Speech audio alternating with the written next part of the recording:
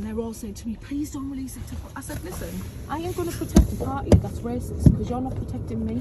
You want me not to post this petition showing everyone that the UK Labour Party are racist, or because it's going to bring the party into disrepute. Why should I care about this party? So, like, all the elders Jump in the front, sugar. All the elders are, like, messaging me saying, oh, can we have a look at the petition? So I sent them all a petition, innit? Sugar, you know what I'm scared of, yeah? What? This might sound childish, yeah? What? See, if I was to speak about my knowledge, yeah?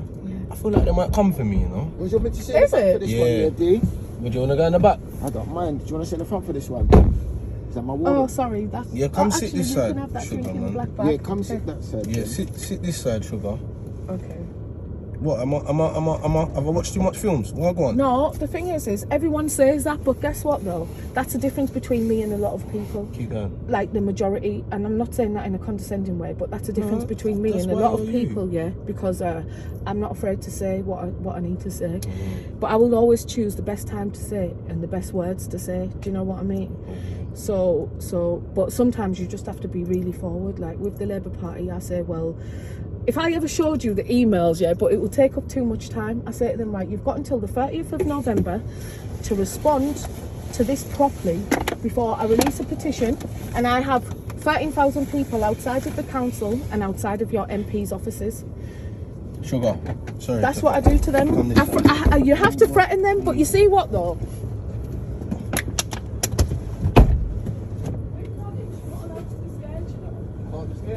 Cannot be scared. If you're scared, then you shouldn't do it, because it is a very serious thing and people don't realise how serious man. it is.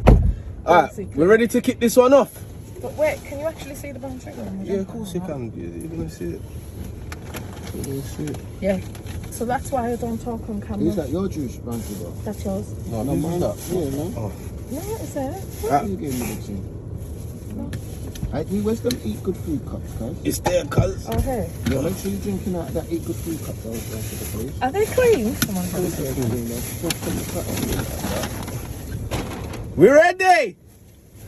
So wait there. Who's the cab driver? Which cab driver? This cab. It's in my cab, innit? Let me get that. Yeah, what? You want me to... Right, so let me get my the cocoa butter right on the right hand side. So my dry still needs the We're ready! a little Vaseline in I there. know. Let me put some Vaseline. See, you're still charging? Yeah, that's for the food shots, isn't it? Is that for So the are you food? two doing this show together, by the way? Could you Yeah. tell me a bit about this show anyway? Yeah, yeah, Or would you really. like to tell me on the camera? Yeah, on the camera. Okay then. Okay, you do. Did you get your cup? No, I don't need a cup. Oh. Did you What get your phone- what wa- phone That's do your you water use? though. Is that my water? iPhone Thank 11. You got 11, yeah? We're gonna use your phone. Okay. We're gonna use her phone, innit? You're down then. Do you think the camera's better? Yeah, it's bad. Just have oops. No, wait, let's get a little light. No, we're gonna use that for the food, sugar. Yeah, you got. I'll take the pictures of the food. Oh. And the food. Just said, oh. Oh, Alright, wait, see, let look me at just lights write it down. I'm then. not coming to Oh the no, party. where's your light? Hello, hon. I'm not coming to the party. Yeah. Ah, look, my camera's gone off down there. Bumba. It's hot. Why is that happening? What is that happening? Go on then. Is it still recording? You might not even need the light, you know. See, I think the light is what murders them. You know what? I think it's something needs to get deleted. You ready, see? Oh, You want the camera? 1 second. My friend is not really well. She's messaging me bullshit. Is she alright? What happened to her? Oh, never mind. She's been in a mental hospital recently, and she still lives in Middlesbrough. It's my friend from childhood, innit? Like from when I was like 12 and that. But Right, we're ready, yeah? You ready? yeah. Alright, let's just get the intro on. Let's get the intro! We ready? Boom! Bang! Bing! Da da da da da da da da da da! Eat good food. Eat good food! And today. Today! Big announcement. Let's read that up one more time. Today! Who we got on the show today? Brown sugar! Brown sugar, break it down for them. Come on. What's my name? Hello and good evening. Welcome to the show. Welcome to the show. Yes, Sugar, thank you for coming on the show. as I was saying off of camera, you don't regularly. You don't even do no interviews, no podcasts, no nothing. You don't do nothing. So No. for you to come on the show, I was saying to you, I'm very honoured. I'm so honoured. Big privilege. Yeah. Big privilege. You're welcome. You're welcome. But you know what? We're here for the eat good food. Snap. Brown Sugar Good food. brought us to where did you bring us to today? We went to Eat of Eden Eat of in Eden. Brixton Market, and we ordered the share platter. Sure, bro. Go. So we've got the family, because you know we've got a family show going on right here, you know what I mean? Yes. You know, I'll let you do the honours with the big brown bag. Nothing but food in there, you know? Food. Can you help? Can Yeah, I help? got you. I got Thank you. you. I got you. Nice Thank you, gentleman, darling. yeah. What? So, what did you want to talk about, Sugar? What do you want to get off your chest? What do you Well, want to? can I just say that Ask Eat of us. Eden, by the way, Yeah. Eat of Eden Yeah. is a black-owned business. Brilliant. It is now a chain. Well, it's been a chain for quite some time. What's HA? A chain. Oh, it's a chain. Yeah. Sorry, my accent. The accent got me. For quite some time, and they have branches in Shepherd's Bush. Oh, we're still going. Okay, so they have branches in Shepherd's Bush, She owed this one. Clapham Junction. Yeah. Oh, you got that one. Yeah? Go on. We're They're going to listening. be opening one in Croydon real soon as well. And apart from this food being very beautiful, one of the reasons why I wanted to go here tonight is because I was actually in a recent Zoom meeting Yeah. where we were blessed with the opportunity to hear from the owner of Eat of Eden, and he was able to explain to us, you know, how he got into business. He also explained some of the key things about business, and you know, if you want to be an entrepreneur, he said that you must have multiple streams of income. Yeah. So he does like health and wellness and lots of different things. It was actually the first time that I got to hear from this brother directly. So I was really inspired, by the way, and I made lots and lots of notes. So that's one of the other reasons why I wanted to go to Eat of Eden. Oh, brilliant. yeah. Thank you, man. Thank Yes. you. And just in case I haven't said, thank you for coming on the show. Thank you very much. And that was a great introduction as Thank well. you, Very man. knowledgeable on where we're eating from today. First guest You're to break welcome. it down like that. All right then, do you know I want to get straight into Go on, this yeah, because you let's know get to me, the big food. belly boy. So listen to this. What we got here then? Where's that camera as well? Yeah, where's the camera? Let's Where's get, the let's get camera? your close footage on. Look there. up planting! Is Okay. the planting wrap though, D? Yes, man, Yeah. the planting's right. Let me get a piece of that Go straight on, off go the on. back. So what we have right here is we have plantain, Do you know what's confusing, see? which is very well cooked. You left your foot from this part and went We over have there. this This one is look more appetizing. this is the bulgur wheat, which is wheat like meat, and this is the black rice as well.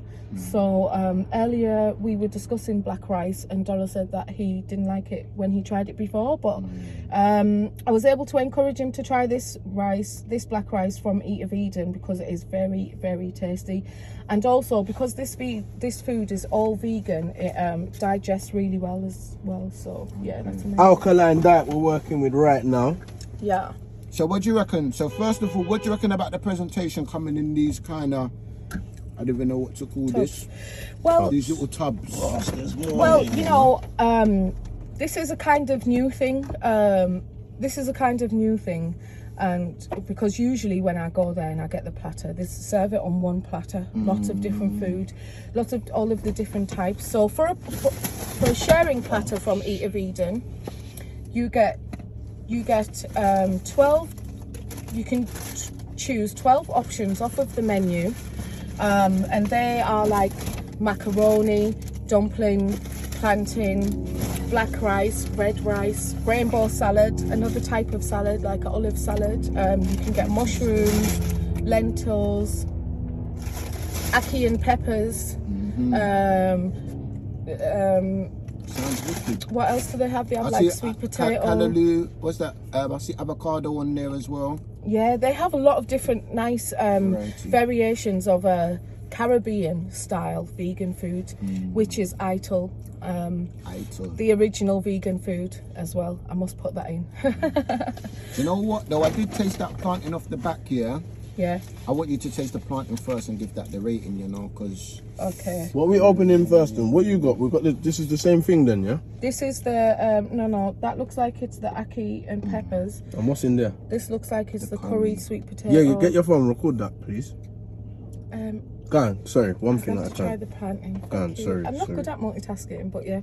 That's a good thing, you know. I've been cutting down on multitasking. Is it? Yeah, I can't. When I do it, I always do like one thing wrong, so I try to just focus on one thing. Wicked. No, that's the way we should be doing stuff. As you're the guest, See, let I me see want the this rating top. out of 10. Let's break it down now. Critique term.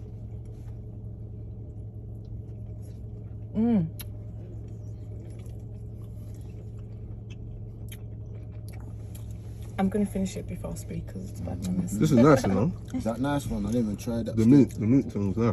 What's that? It looked like yam in there though. It's bulgur wheat. Oh, bulgur wheat. It's wheat like meat. So it's to imitate meat, basically. And then what's this sugar? The black rice. Okay. It's so nice. I like the black rice. But I must say, yeah, That rice is bad. I will eat vegan food from the Eat of Eden. I'm not a vegan, by the way. I eat chicken and fish, yeah, and vegetables. But anyway, I will eat vegan food from Eat of Eden. You see, if I try vegan food from other places, like Eurocentric places, it don't taste good. It will put you off vegan food for life if you go to like Eurocentric places that sell vegan food. When you say Eurocentric, what does that mean? Like European kind of based vegan places? Yeah. Okay. Do you know what I mean? Like their type of food, like the type of foods that I see in most Eurocentric vegan spots, right? I will think like, is this what vegans eat? It makes me feel like I could never be vegan. But then when I go to Eat of Eden, I feel like, rah, I should be vegan, you know?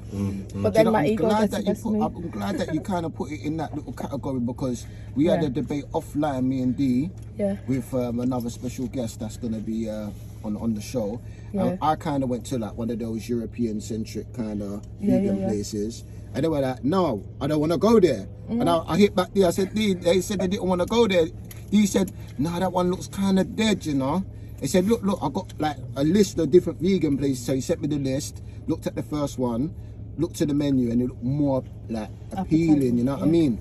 So yeah, that's good that you said that. So the one that we are going to be going to in Shoreditch, what's that kind of one? Is that like an American? We're going to Cook Daily, yeah? Yeah, I believe so. Yeah, Cook Daily. So when Cook Daily comes out, if it's more Chinese inspired, Thai inspired. Because food has to have flavour, you know. Like you can't be giving us raw vegetables with no seasoning. Like that ain't gonna work, is it? Do you know what I mean?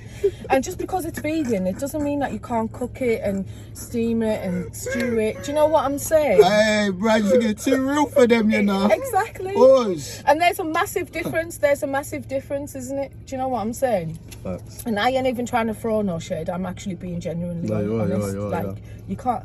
Yeah, so that's why I rate this spot anyway. But in regards to the plantain, I would rate the plantain. I would actually give it a 10 because I like my plantain well cooked. Yeah. This plantain right here is well cooked, as you can see. I don't like plantain that looks too pale, like or still all yellow. Do you know what I'm saying? I like mine to have black spots on it. I need the oil dripping out of it though. I need it soggy, ripe and soggy. Do you? Well, when I was eating that, I could taste the oil, but it wasn't overwhelming, and I like that. I don't like it when it's too oily. You know what I'm saying? Right. But also with the plantain, what I like is when you bite it, it's soft inside, like fluffy. Whereas some plantain, if it's undercooked, you bite it and it's hard, kind of hardish. Yeah. It's not like fluffy. Do you know what I'm saying? Let me get a bit of that thing there, So, though. yeah. Hey, what you rating the plantain, though? Break me a piece of your one. Here, come. You break it for me now. Do you like those dumplings? Yeah, dumpling can go on still. I know. Like Listen, I'm giving the plantain a 7. Are you? Yeah. Okay. Because I want it oily and more soggy. oily. But it is a vegan place, right? So they're gonna be using vegan oils. Yeah. Oh my god, this is the stew peas, yeah. Can you Can you put that on your camera? Yeah, we need that. Flash that on the camera. Do you want to control the camera? Yeah, no I problem. can't do No lots of problem, things at sugar. once. No I can problem. literally do Just one let thing sugar at go. once. Hey, for me, the plantain, sugar. it gets a free. Free? Yeah. A free? Yeah, you know what? We've conquered that, the Caribbean kind of cuisine, innit? And when we went to some of their establishments, they give us some bad way of planting. Oh, guys, I'm so sorry I wasn't displaying my top. Guns. Some people say you can't get planting t-shirt. wrong. Yeah?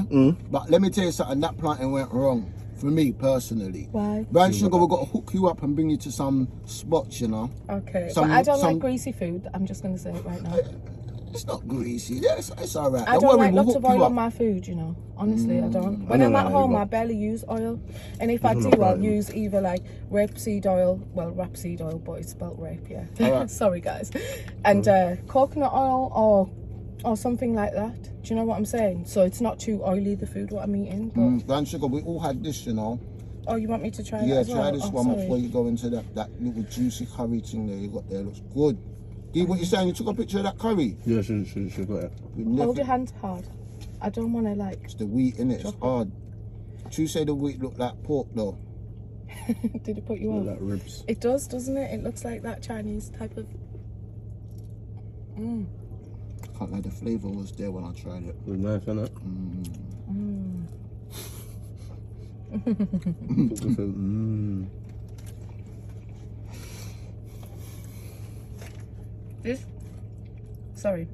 This is a little bit more tougher than usual. I shouldn't eat with my mouth on. You know what? It's because it cooled down. It cooled down a little bit. But it's still nice though. Like tasty for vegan food. Well, definitely. Well tasty. Yeah. Alright, D, you go first with this one. With that? Yeah, let her finish like chewing her What, food. with this one. So I want you to rate the wheat and I want you to rate the black rice.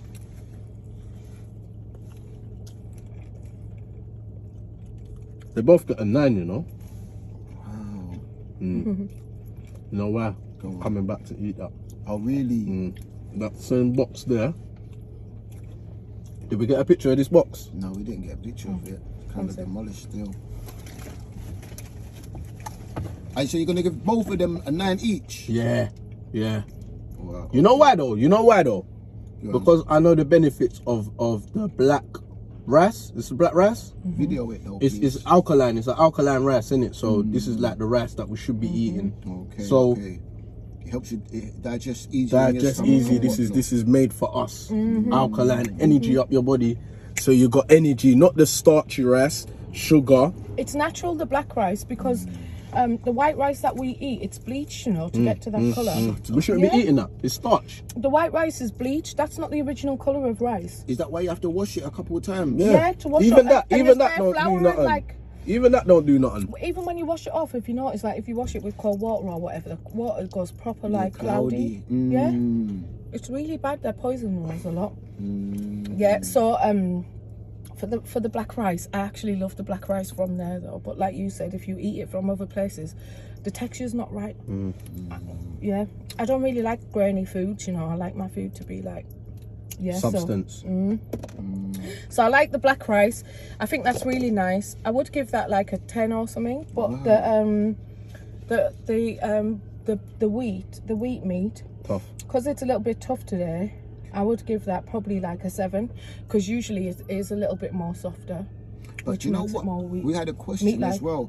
I think it was probably tender the way you normally have it, but because it was in the container and it was sweating a little bit, I think probably that's a bit more tougher, you know.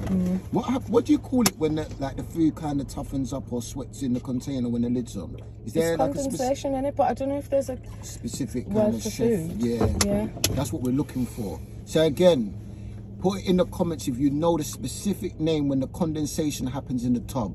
We want to know on the show. But so okay, so the rice gets a 10. Yeah. And the wheat gets a... I would give it a 7. Just because I've had it before a few times from there and it's been nicer before. Okay. But like I said, usually when you go there, those table and chairs outside, that's where people sit to dine. And they give you like a big nice platter and they make the food so pretty and like proper nice the way they put it out. You know what, next time we've got to do that. We've got to do that. Yeah, definitely got to do that. For me, I give both of them an 8. I can't lie, it was tender, it's nice, isn't juicy, the seasoning was well on, the rice was really nice. The first time I've ever experienced eating black rice, so it gets a thumbs up from me.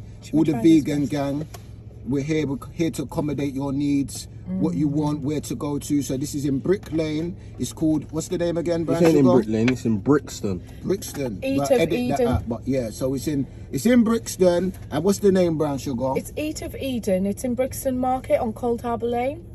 Do you know what as well? But they've Sugar? also got branches in they're opening one in Croydon, there's one in Shepherd's Bush, there's one in Clapham Junction. I think they're opening one, or they've recently opened one in Lewisham as well. So you should check them out online. Eat of Eden, like the Garden of Eden. That's why he called it that as well. So like even in his name and everything, he chose it specifically for us, basically for the original people. Big up 4D Motors, big up Mikey as well. Mikey, I can't lie, it looks and the texture of this is like pork still. Sugar, you know this place was one of the highest requested places from the guests. Yeah, I'm not surprised. So well done. Because it is, you know, good quality food. It's good for you. You feel good afterwards, which is very important, because that's when you really know if food's bad. Food can look good and even smell nice if you put the right seasoning on it, but when you eat it, it can run your belly or whatever, even give you headaches and stuff, you know, I swear to God. Food like with too much pepper in or too much turmeric in or whatever, that can give you headaches and that in it. But anyway, with So this we're done Eat with of that black Eden, rice, yeah? yeah, with the Eat of Eden, Give me that, I'll handle that. it's really good for us. Do you want to try some of this? So Yeah. this is the stew peas. I love stew peas. Where's the lid? I don't know, that's not the right lid, but... Brown Sugar, where did you put that tropical drink, no? Your one What? Where's the lid? in the black bag. No, there's a tropical drink down there still. Yeah, grab that for me. Orange. Is that yours, Sugar? No, mine's there. Okay. This is so nice. Is that wicked, yeah? That looks like a proper Caribbean dish here now. Yeah, that looks proper Caribbean, that. Thank you. This, I'm buying this again though. This, is everyone done with this? Yeah, I'm done with that one. You finished with this? You can eat it if you want. Alright, go. Yeah, this is a proper pleasant little cookout here, you know? Fine dining. Gangster style. What are you rating that? What's this? This. Oh, I think this is so nice. What are you rating it? They both have to get 10s because there's two separate dishes. There's the stewed peas and there's the curry coconut and what else was it? Sweet potato. This black rice is bad, you know. Try this. It's so nice. Okay. Let me give you So you tried both pieces, yeah? Yeah, I tried them both. Did we get a video of this? That, We yeah. definitely need a video of this one. You ready to swap this one, Brown Sugar, yeah? Should have done that first. Okay, let me Are you sure? No, I didn't record. Go again. Wait, let me have a look. get into this with No, Eden's winning, you know. Good little food, this man. Taste Swear that, man. done. Yeah, this is my style, this one. I regret giving anything else a 10. Wait until you taste that. Swear I done. swear to God, it's so nice. Yeah, I'm coming back for this one. Ed. Yo. This one give you Thumbs up. strength to pop out, give a good night kind of performance. This one here. That's a good night performance. Yeah, Trust good me. night performance, but good sleep, I mean, still censorship. What? No one don't want this dumpling? I didn't say that. Alright, cool. You were hiding it, weren't you? Yeah, that's very nice. No, very Alright, nice. what did everyone start off with? Why they saying I it's would nice? say start off with the red peas. Yeah. It's so nice. Food gives me so much joy. That's one of the main reasons I said yes to the show. Because people do ask me frequently, oh, I think you'll be great on podcasts. I'm like, okay. Like, I don't know that already. Not in an egotistic way, but I know that already, right? Oh, you're going to be great on podcasts. Oh, I just say, okay, right? Because honestly, it happens all the time. So then I say, would you come on my podcast? I say, I don't do podcasts. Oh, please, you'll be really good. Okay, what's your podcast about? 9 times out of 10, Yeah, Gam. 9 times out of 10, the podcast is about something that's negative, Free. and then there's something that's non-progressive. Choppiness. Oh, we're just going to talk about relationships. I say, okay then. So how do you think that your podcast can help me? So I say, how do you think your podcast can help me? And they get stuck at that question. Oh, we're just going to do it for fun and banter. Yeah, I respect that, innit? But I ain't got time for that. Do you know what I'm saying? Because in life, you have to be very particular what you pay your mind to. Yes. And what you spend your time on. Yes. There's so many things we can be doing in the world, right? Yes, man. That's what we need to focus our time on, that which will serve us the best. And yes, we all like to have fun. We all might like to feel nice or spend time with a man or a woman or whatever. That's cool, innit? But that's still meeting a need. Affection and love, they're human needs. So when you're doing that, you're actually meeting a need, unless you're overdoing it, right? Or doing it for the wrong reasons, like for money or whatever. So you're still meeting a need when you're chilling with a guy. You're still meeting a need if you go to a party every now and then. But if you're doing that all the time, you're spending your life on the wrong things. And one thing that people don't realise is that the time we have is very limited. The time which we have is very limited. We don't know how long we've got left on earth. So because I know that I don't know how long I've got left on earth, I'm going to be very particular what I spend my time on, number one. Number two, we have to be very particular about what we spend our mind on. The reason why a lot of people are suffering with mental health issues is because they weren't particular with what they spend their mind on. And they spent their mind on the wrong things for too long. That's something that I'm not going to do. I have a choice of what I spend my mind on. I have a choice of what I spend my time on. It's my choice. So when people say, oh, will you come on my podcast? And I say no. And they say, oh, what, you think you're too nice for my podcast? Do you know what? Yes, I do. And if that offends you, then so be it. Preach. And it's for those reasons. And if you can't respect those reasons, then you don't respect your own time and you don't respect your own mind. It's as simple as that. Preach. Do you know what I'm saying? Let me interject, Sugar. You know, I say with that, how I say that. I say, and you broke it down, and maybe I need to say it like that. I need to say to people like that. But I say you need to operate with your higher self. So you need to eat food by your higher self, do things that level you on your higher self, you get it? But I need to break it down the way you said it. That's what I need to do. Do you know why? But that sums it up very nicely, and that's exactly what it is. But if people who aren't operating at their higher level, or aren't aware that they have a higher self and they're often operating in their lower vibrational state, they ain't gonna know what the F you mean. Yes, that's why I need to say it the way you're saying it. I will break it down for someone just so they understand. And then, do you know what? Some people will say, yeah, well, everyone's busy. Everyone's got to make money. I say, I'm not talking about you or your time or your money. I'm talking about me. It's as simple as that. Now, if there's something positive, productive, something that will meet one of my needs, yes, I'll be engaged in that. So that's why I come on this show, because I looked at the Instagram page. Obviously, I looked at your page and stuff. When I look, I don't see like hating stuff. I don't see negative stuff. I just see like energy, positive, pure productive energy stuff, good stuff. Do you know what I mean? So I thought, oh, do you know what? Yeah, well, actually, and obviously, when you said food, I was like, food? Okay. Do you know what I'm saying? Respect sugar. Yeah, a lot of the podcasts that you see, people, they either joke too much on the podcasts, or when you say something that's valuable, they will talk over you because you look more intelligent than them and they don't want that. That's not the type of people I want to be around. If they can't handle being around other intelligent people, then that's not the circle for me. Do you know what I mean? Me too. Because we have to learn from everyone. You can't shout people down, like, you know. Or if we talk about things on a macro level, like in terms of society. So if we talk about, I don't know, if we talk about one issue, I'll talk about how that issue comes down from the top of the chains in society to the bottom, to the individual people. So say how it comes from politics or race or religion or whatever down to the individual, like me and you. Yeah, I will break it down that way. But then other people will say things like, yeah, but you can't say it like that. Let's just talk about me and you. But I think that's not actual based on research. It's based on opinion. Do you know what I'm saying? Let's not talk hypothetically. Let's talk like factually. Do you know what I'm saying? Like real talk rather than, yeah, but what if, right, I had a daughter, yeah, and I done that. But that doesn't mean anything because it never happened. Do you know what I'm saying? Sugar, I've got 2 questions, yeah? Yeah. One, the first one is, in your comment section is like a forum, yeah? How do you deal with people having their opinion on such strong subjects and you having your opinion? Do you take it as a forum? You see how I take it as a forum? Do you know, you're aware that it's a forum?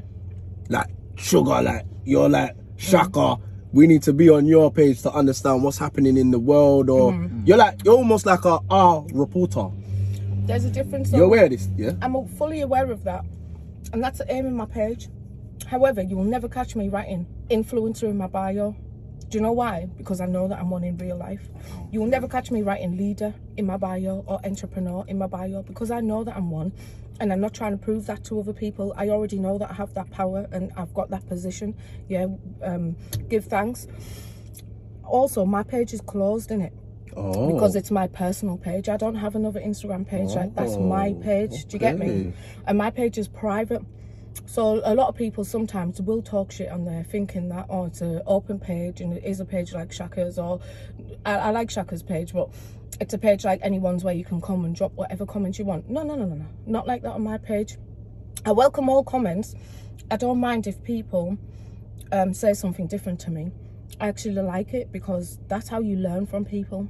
If everyone you're around thinks the same about the same thing, you actually never learn. Your education never grows, does it? Because you only see things from one perspective. One dimension. But like, when people come, a lot of people do come and they drop comments respectfully. I don't mind if it's just your opinion or your experience. Like, you can't really argue with other people's experience. Do you know what I mean? I can't tell you that didn't happen, or your experience is wrong. Like, that happened to that person in real life, so I can't really, you don't really have nothing to say to that.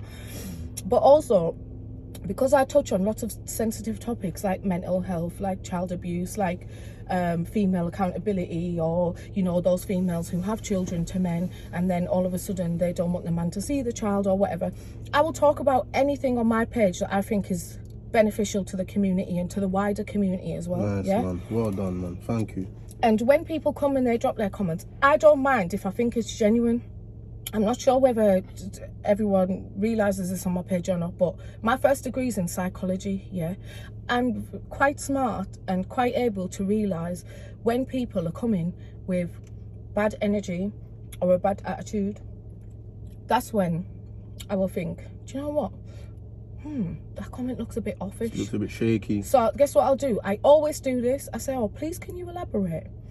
I always ask, oh, can you explain your comment further? Because I want you to explain your comment further, because I know that I might have read it in a wrong way. You can never really see tones in messages, but sometimes you can, right? So I ask them to explain further. If they come again with more subliminal messages, I've had it twice on my page today already, one from a girl, one from a guy. Now, yeah, this is another thing what I do. This is how I can always tell if people are coming from bad energy places. I say to them, when there's a debate on my page, a lot of people will come to the DM. I can't answer everyone's DM. It's impossible, number one. And you can't go in a DM, go on. Yeah, and number two, yeah, I'm not going to have on my page, don't DM me, because some people DM me some deep stuff like what they're suffering with and they need help and da-da-da. And you need your DMs for links and stuff, whatever, yeah? Like, I mean internet links, not like a link a man. Yeah. Right? But, so, people who were commenting, if there's a debate or whatever, I say to, yeah, people will DM me and say, and try and debate me in my DM. I say, no, I ain't got time for that. I always say this, yeah, I don't do a one-to-one service. You don't get a one-to-one brown sugar service on my Instagram. Do you know what I'm saying? Now, even some people will think, what do you mean one-to-one service? But think about this. If I've been to work all day, yeah, 9 till 5:30 as a social worker, which is a very demanding job, by the way, and you know, it can spiritually affect you, that job, because you're working with abused children and devils that are working in social services and all these things. That's what I have to do day to day. I come home, I'll be posting all day throughout work, because I work, because I don't smoke and stuff. I don't go out the building for breaks. Even on my lunchtime, I don't go out for lunch. I sit there eating my lunch and doing my work at the same time.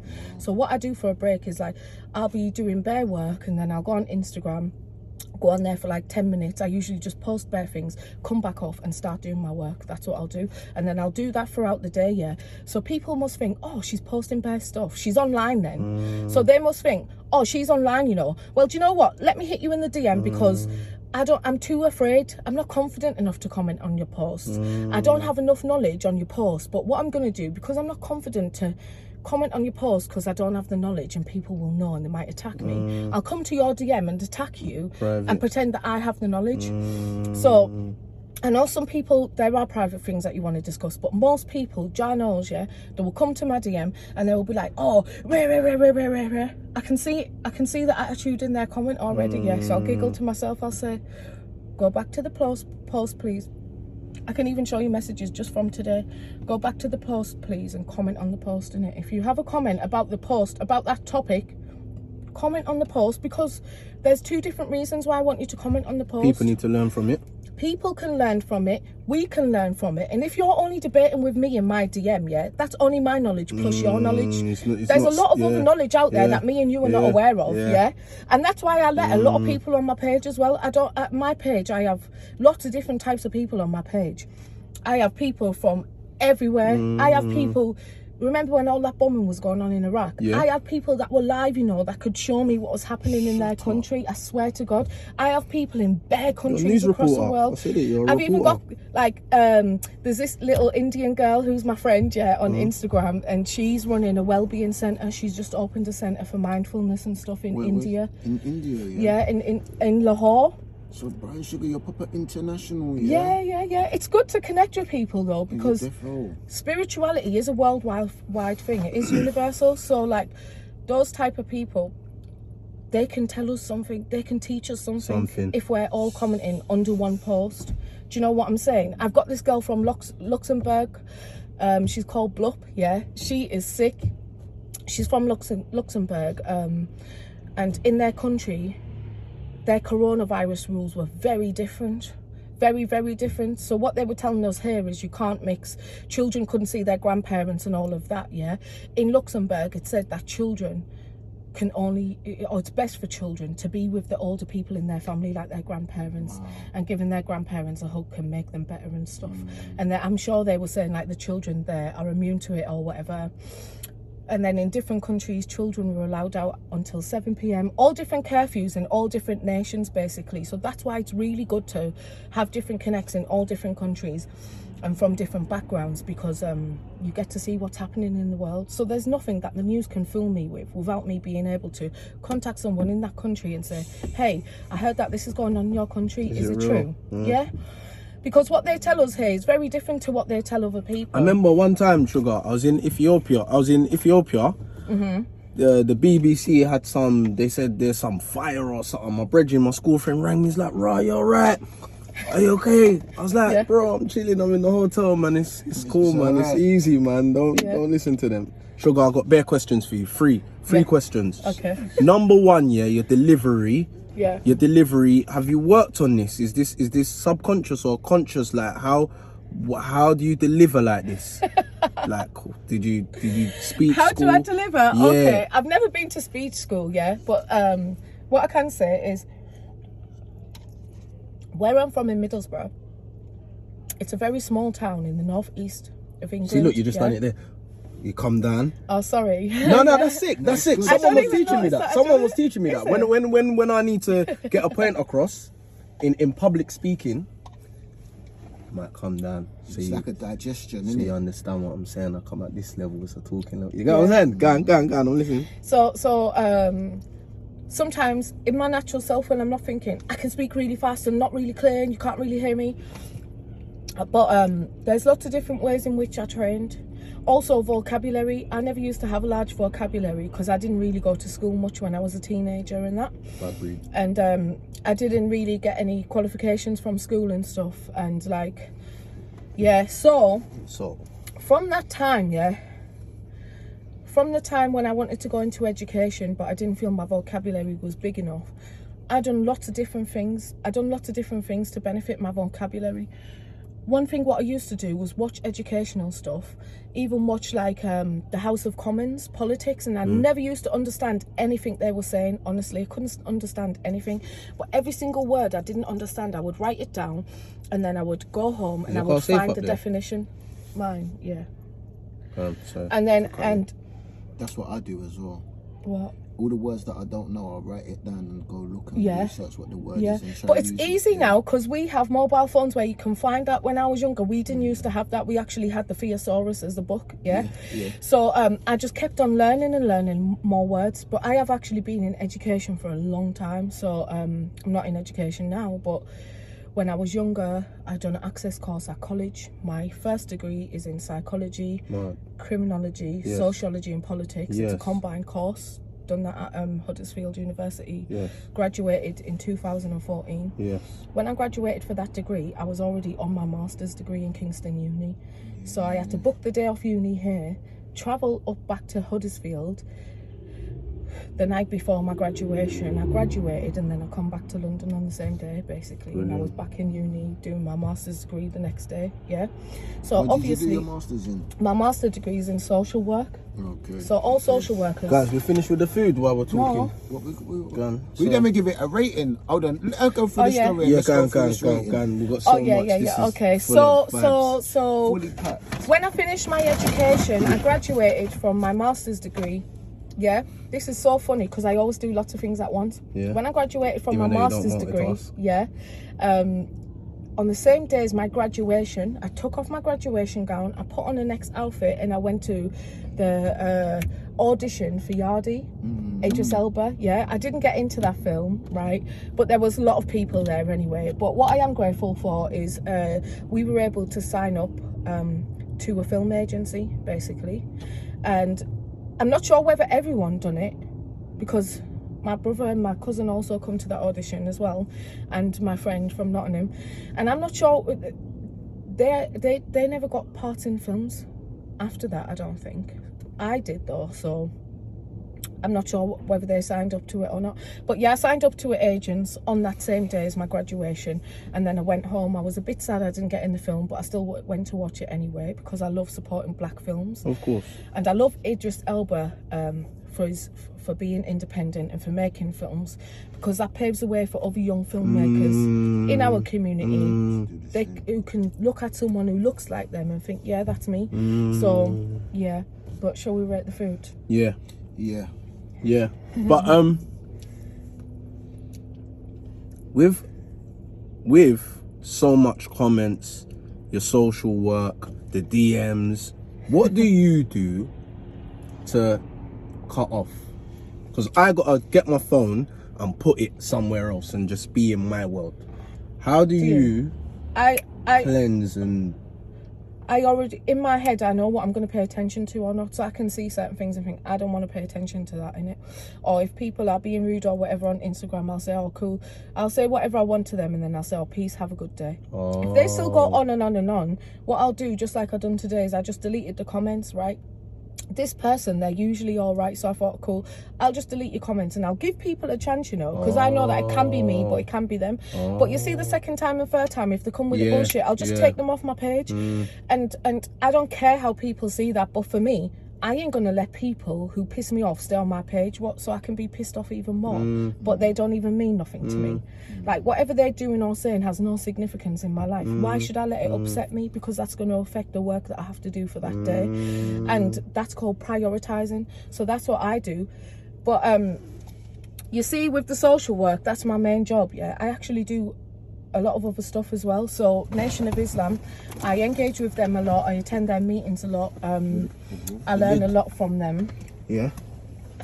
I do their meetings at least once a week. Sometimes in a week I may not have time to do their meetings, but I will do the Nation of Islam meetings. Sometimes that's me to do little pieces of work just for for people watching. Where do they find this work? Do they come on your page, or do we need to go Nation of Islam to find this bit of the juice? Okay. Do you understand? Yeah, well, not everything that I work on in the current moment do I post on my page, because you have to be careful in it. Like, everything isn't for everyone's knowledge. True. So what I do myself, like, I will never post my name of my workplace. And a few months ago, I posted that, I work for a black-owned business, and the person who owns it, she's been doing the business for 16 years, and I'm so glad to work there because all the staff are proper, like, cool, and they're all really dedicated to their job, blah, blah, blah. It was her birthday, basically, and I was just saying happy birthday to the CEO. She's a black business owner, she's female, she's got a social work business. It's amazing, right? 2 people written underneath, where do you work? Do you really think I'm going to put the name of my work as a social worker on my page? Also, if you're not a qualified social worker, you shouldn't even ask, because you couldn't get a job there anyway. Do you know what I'm saying? So I said to them, why do you ask? The first person didn't respond. The second person said, oh, well, just to promote it. And I said, but you don't, has anyone ever saw social work promoted? Social work is actually one of the fields where it's not allowed to be promoted because of the sensitive and vulnerable people and cases that they work with. So if I say, oh yeah, this is my business, here, this is where I work, or this is where I've got a children's home, or whatever, people are going to target it. People who want to exploit looked after children and stuff. So you have to be very careful what you're doing. Do you see what I mean? Separate from that, also, I'm in mainstream politics, right? And there's a massive reason for that. So I joined mainstream politics when Corbyn was the leader of the Labour Party. I liked Corbyn. I liked his politics. He's a real anti-racist in real life, you know. Like, he's genuinely down. He used to protest and all that from way, way, way back in the day against racism and the apartheid, which, for people that don't know, the apartheid is the separation of whites and blacks, which happened mainly like in America and South Africa and things like that. And Corbyn was in the UK back in the 70s protesting against that. In real life, he actually got arrested at the protest. So I thought, oh, this man's cool, yeah. So I started getting more interested in politics. True, I'd already been teaching myself political language from watching the House of Commons, yeah. There's a House of Commons channel, by the way, and it's on like 24 hours a day. Plus on BBC Parliament, that's the channel anyway, BBC Parliament. But on the BBC News as well, you get a lot of the political updates. So if you're interested in politics... So Sugar, see for a man like me that don't know nothing about politics, I just think, in my brain, my ignorant brain, I just think, these man, they're just trying to do me over. I don't know, understand what you're saying. This policeman's trying to arrest me. The system's on me. What's my first step to understanding this? The Commons, the House, what's it? The Green, what's that? Oh, the House of Commons. The House of Commons. What's my first step? What do I do? The first step is actually acknowledging that that a lot of those thoughts are actually true, right? Yeah. This is a racist country that we live in, the UK, whether people like to admit it or not, it is, yeah, and that's factual. And I don't understand why some people in this country say it's not a racist country, because the government actually admits it. If you go on the .gov website, you will see the reports. You will see the reports from years and years and years, where the result of the conclusion of the report is that yes, this research, this investigation has findings where it suggests that this is a racist country, or that institutional racism is still practiced in this country. I think the most recent one was the Lammy report from David Lammy. He's in Haringey. He's a Labour councillor. Yeah, he done a research paper on I think it was like education and stuff like that, to see if there's still institutional racism in this country. There's a massive racism issue in this country and in our political parties as well. Now, where's the facts for this? Where do we? Is this factual? These are on the www.gov.uk website. Type in the Lammy report. Okay. There's other reports as well, like the Macpherson report. Yeah, there's lots and lots of different reports online. There's a racial inequalities report as well. Is it the race relations or something? Yeah. So listen, Sugar, advocate thing. How would you? Me as an advocate now. If I'm saying no, I'm a black man and I'm studying my thing and I've made a way for myself in society. Lammy's written a report. What do I go by for this report? What's in it for me to say yeah?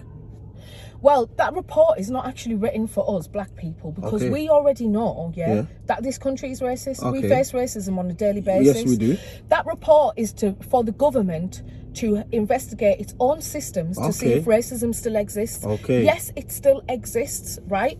Now, this country denies its racism, but anyway, the reason why I'm in politics, it's not because I think these parties are great and they're there for us and that's not the case. But I joined following Corbyn because I thought, if anyone's going to make change in this country, it's going to be him. There's no way in any white country, whether it's the UK, USA, wherever, that they're going to let black people lead and become powerful, because the system that we live in is white supremacy over black oppression. Without white supremacy, there'd be no black oppression. Understand that the oppression that you face as black people comes from the white supremacists. It comes from the top downwards, all the way down. All the systems that we have, the laws, the education, science, medicine, it's all built against black people, and that is factual. Yeah. Anyway, so if they've built systems against us, why are they going to allow us then to get powerful in their own system to override it? They're never going to do that. Yeah, but They see us as enemies. you know what, so why are they going to allow us to become the leaders in their own system? They already. Do you know what? Yeah. You know what? Yeah. You know what? I did my masters as well. Yeah. In what? I did it in managing innovation, creative organisations. Okay. Yeah. So I always think on the flip side of things. Yeah. Think about it's their country. Why are they gonna want you to be uplifted in their country? Imagine, we're in Africa and we're thriving as an economy. Would you want your brothers and sisters and your family to prosper before anybody else? So you're gonna create your systems in that manner, no? Well, actually, the answer to that question is no. Do you know why? Okay. Let's look at facts, right? The first part is correct, but the actual question there is, in Africa, we're going to want our brothers and sisters to survive. Look back at the first civilization in ancient Africa, in ancient Egypt, right? The first civilizations that was there. What year? These are like 10,000 BC. Okay. These ancient Egyptians, our ancestors, existed way before Jesus, way before the Bible, way before the Torah, way before the Quran, right? And they also have lots of physical evidence, right? That's what people need to know. Lot more physical evidence than any other teaching in the whole world. Yeah. Now, people from different faiths may want to argue against that. Don't argue against it. Look at what physical evidence your faith has, or your culture, or whatever. Look at the history of ancient Africa, particularly Egypt. We have architecture, we have art, we still have findings that are under the sea, we have findings that are under the ground, right? As an advocate, Sugar, where am I going to look? Obviously, I know I'll sit down and I'll do it, but if I'm arguing with someone, where we going to look for this information? So where you would look is, you would look at your own faith, whatever your own faith is, right? Go to the highest teacher that you know, the highest experienced teacher that you know, and you ask them if they can give you a list of physical proof of the existence of your people, or your holy book, or the people named in your holy books, right? Then compare that to Google physical findings of ancient Egypt. You will find it's undersea. You will find that ancient Egypt is still being investigated right now as we speak, and as we sit here right now, they're still, and they've opened their tombs and they've tested the skin for melanin, and they've proved that the Egyptians are black. We already know that anyway. Also, the mummies, you still keep your hair and your nails and stuff, when you die. The mummies have afro hair. They don't. Really? Yes. So what? They still got their ancient Egyptian. Yeah. Ancient Egyptians are 100% black. 100%. Right. Don't let anybody tell you any different. No, not. Research it. Can I have the rest of these guys? Yeah? Not to cut you, Sugar. All right. No. Wait.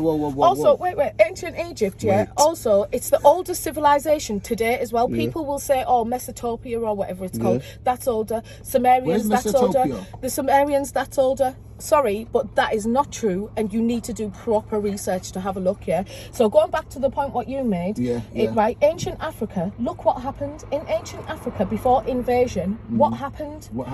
The whites didn't even have to invade us, because we allowed them in. The Europeans, we allowed them in, and we taught them all the tricks of the trade. That's why. You had the Moors as well that used to go teach us. The Moors were in Europe, but But they came from Africa though. They come from Africa, and they come to Europe, and they were kings and queens in Europe before these European kings and queens, right? That's a different story though. Let's just stick to one point, otherwise everyone's going to get confused, right? Cool. So going back to your question about Africa, right? So what I said is that if we had our own system, would we want other people to be before us or come before us in regards to jobs? We would want our own brothers and sisters, and we would separate from everyone. No. That's not how we are as a people. Even after all the suffering that we've been through, right, we would still help out a white man or white woman if they were in trouble, because that's the type of people and that's the type of spirit that we were blessed with. Now, ancient Africa, we shared with everyone. We even shared with the Arabs and them, but they got jealous because we had so much gold and they wanted to captivate us. This is what Mansa Musa was, one of the richest, and still is one of the richest people in the whole world, and he was an African man. Now, Go back. So that answers your question. No, we wouldn't. Stay there though. You see your mentor. But also, one second. But don't you think we should learn from one that? second, because I haven't finished my point. No, let me finish my point. This is why I don't do podcasts, real talk, right? So going back to the question, right? No, we wouldn't as African people. We wouldn't do that, right? But yes, it does help us understand. Like, we have to be realistic. This is what I say to people as well. We have to be realistic of what we expect from the white man in a country, in a system that was built against us, right? We shouldn't ask them, or we shouldn't expect to have our own parties here. We can have our own parties, but they're never going to let us be the dominant people that we are, because that's what they're fighting against. They're not going to fight against us for all this time just to say to us, oh yeah, here you go, and hand back the power to us. That's never going to happen. So yes, we have to be realistic. So that's all I was going to say. So what do you think the answer is to that then? To what? To like being realistic. Like, how do you think like we should take the approach moving forward? How do you think we can benefit out of this system? Do we have to create our own systems? Do we need to move out of the country? Do we need to? What do we do? Like, what's one of your? It depends. It depends what you want as an individual. Do you want for yourself, or do you want for your community and your people? Because if you want for yourself, then you can stay in the system and you can follow their system and their teachings, because it's just for yourself. As an individual, you can only get so high in their system, because everything is kind of like has its cut-off points for us. Dictated. Yeah. And controlled as well. But if for us, for my personal view on this, is what the Nation of Islam teach, that the only way that we are going to grow, because remember, like I was saying earlier before we started filming, the real issue that we have as a community is economics, right? That's and it's been set up that way as well. That's why they burnt down Wall Street. That's why the white man will get the job over you, even if you've got high qualifications or experience or whatever. Those things are set upon us on purpose. So because it's their system and it's built against us, the only way to survive in this system is to separate and create our own, right? Now, that can be seen in two ways. Some people that I know in the community are planning their Blaxit. They're planning to leave the UK and never return. There's some people that want to separate and have their own economy and their own schools and their own buildings, yeah, but remain here in the UK. So that's what people think. I've got a question for you. I think that people in our community, people that are spiritual in our whole culture and communities across the diaspora, and every black person that's spiritual, we all have our own position in this struggle against the enemy, against the fight against us. Basically, we all have our own positions, and some of us have to stay in the UK to stay here and finish off the work that needs to be finished off, and the majority of us need to leave, because this country ain't producing nothing good, and it's only going to get worse. Trust me.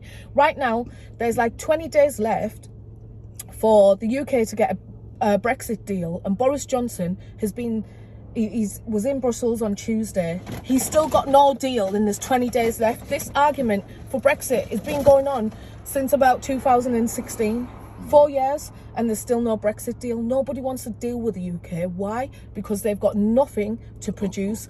They have nothing to offer to any economy, what other economies don't have more of, at cheaper rates. Nobody wants to do nothing with the UK. The UK is going to die out. Trust me and believe me. 10, 20 years time down the line, this country is done with. So, yeah. Yeah, that's what I will say. I'll keep my question offline anyway, because I'm taking the time. But listen, let's get back to the food, the eat good food. Let's get back to the food. So hold on, we had the red peas, yeah? Brown sugar. Yeah, yes. I need your ratings. Well, I gave it both a 9. Where's the Aki? The Aki's there. Yeah, I didn't even try the Aki. Yeah, try the Aki, my brown GC. sugar. What you gonna give the brown peas? I give them the red peas 10, and the sweet potato, curry sweet potato 10 as well. Okay, for They're me, so nice. all the vegan gang, yeah, the red peas got like an 8.5 for me. And what was the something on the side? Sweet potato, curry sweet potato. Curry sweet potato, that got like a 7 for me, yeah? Yeah. So there you got the rating from EGF there. Okay. Back to tuck into the Aki and what? Oh, ackee and sweet peppers, and this is macaroni and callaloo. The callaloo. Macaroni cheese. So what, you see this green substance on the right hand side here? That's the callaloo, right? Yes. Callaloo. Okay. Looks like spinach slightly, doesn't it? Yeah, it's the same thing, right? Yeah.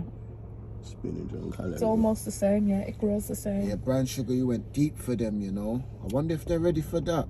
Well, this is me, and this is why I don't do podcasts as well, because what I'm going to talk about ain't what you want me here to talk about. I don't mean this show. I mean like podcasts in general. Yeah, in general. Like I have watched some podcasts, and I can't even watch them all because you see, my brain, it doesn't allow me to consume stuff that's not conducive for my What brain. type of podcast do you watch? What do you watch? None. No, do you watch interviews, documentaries? Like what would you watch? I used to, but you see the meetings that I engage in. Yeah. That's where I get a lot of information from now. Yeah. But I used to, but I rather do stuff in person. So Okay. I was reading about the Nation of Islam. I thought, cool, let me see if they're in the UK. Found out they're in Brixton. I thought, cool, I'm going there. Went there by myself. Never looked back, right? Jehovah's Witnesses. I thought, let me study with these. So say like what's his name? Elijah Muhammad, not Elijah Muhammad. What's the one? What's the Farrakhan? Louis, yeah? Yeah. Louis Farrakhan, yeah? So he's like, I'll sit there and I'll watch an hour interview of him or something. You want to watch an interview of him? So, the Nation of Islam have their own website, www.noi.org. Yeah? It's a free website. You go on there. There's Sunday lectures every single Sunday at 4 p.m. UK time, right? I don't know what the time is in USA because I can't do maths, but yeah. Anyway, 4 p.m. every Sunday, there's a live lecture, yeah? Also, the Nation of Islam, on their website, they've got different lectures on from different times, so I will watch them.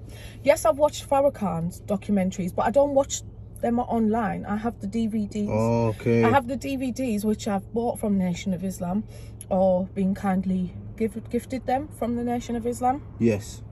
Now, like, what can I say? I don't sit down watching stuff. Oh. In general, I don't have enough time, number one, and I have a very poor concentration level. Yeah. So I can't sit and do one thing for a long time. But what I will do though is how do I learn stuff? I don't know. I learn a lot of stuff by talking and speaking, and then people may refer me to some stuff. Like I'll go to Nation of Islam meetings, learn something from them.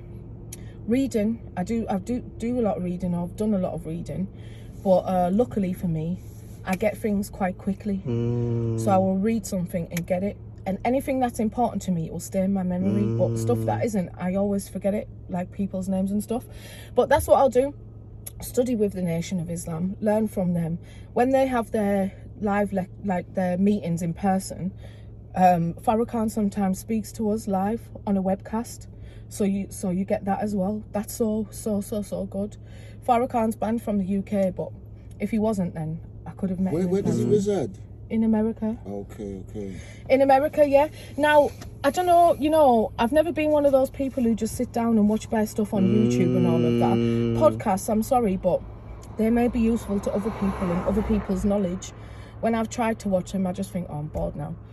Plus, as well, I don't think that I'm more intelligent than everyone else that I've ever met, right?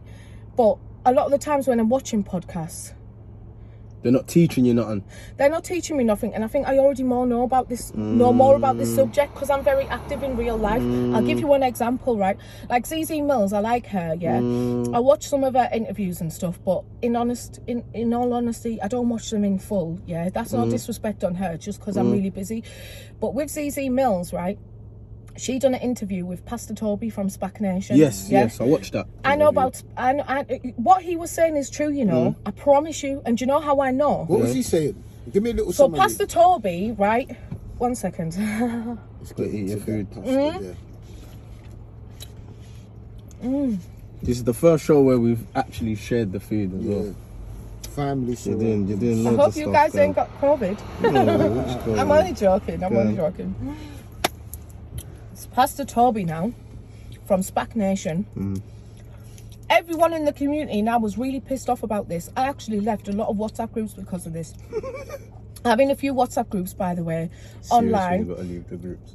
Yeah, online. Yeah, I'm in a few WhatsApp groups, but they're in the conscious community. Yeah, they're not bullshit groups. They are very good.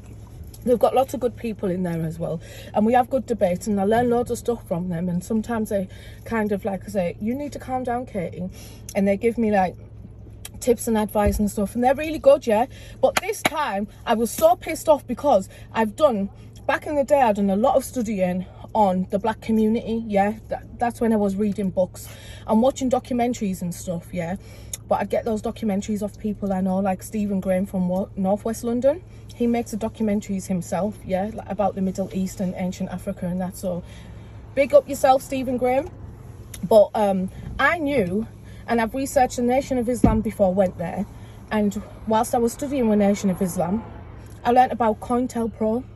COINTELPRO, yeah, is basically, if you go online and type in COINTELPRO, all one word, COINTELPRO, COINTELPRO, yeah, that is the FBI's documents on the black community, yeah, and other communities have had agendas against. And in there you will see that J. Edgar Hoover, who was the head of the FBI, he said on there that the biggest threat to America is an educated black man.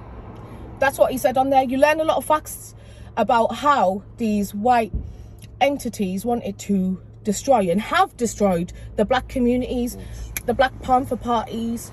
You know, they've tried to destroy Nation of Islam. They've tried to kill Farrakhan. They killed Marcus Garvey.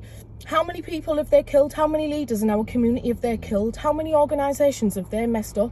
Now, going back to SPAC Nation, the conversations on WhatsApp and that, I was not getting involved. You see me, when it comes to those strong claims, you won't hear nothing from me of whether I think it's true or not, yeah?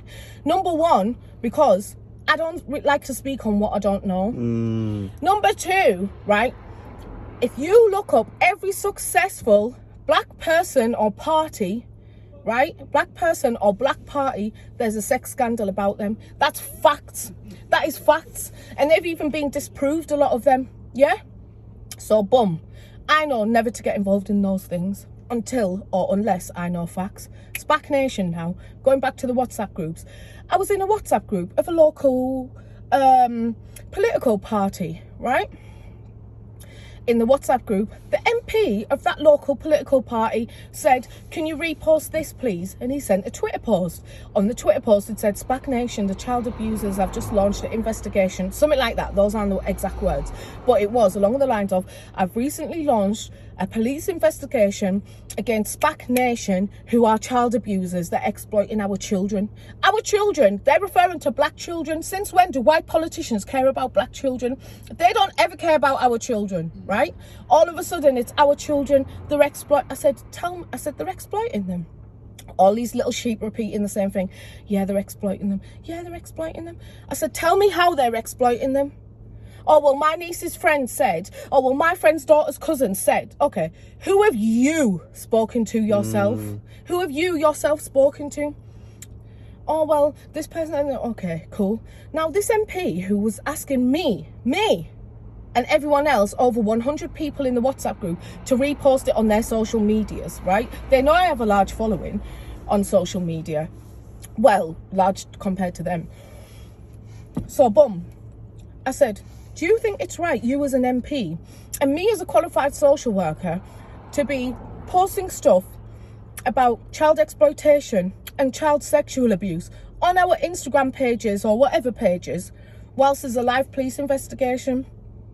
Every professional knows that is against the law. You are not allowed to speak or post about a live police investigation that's currently being investigated.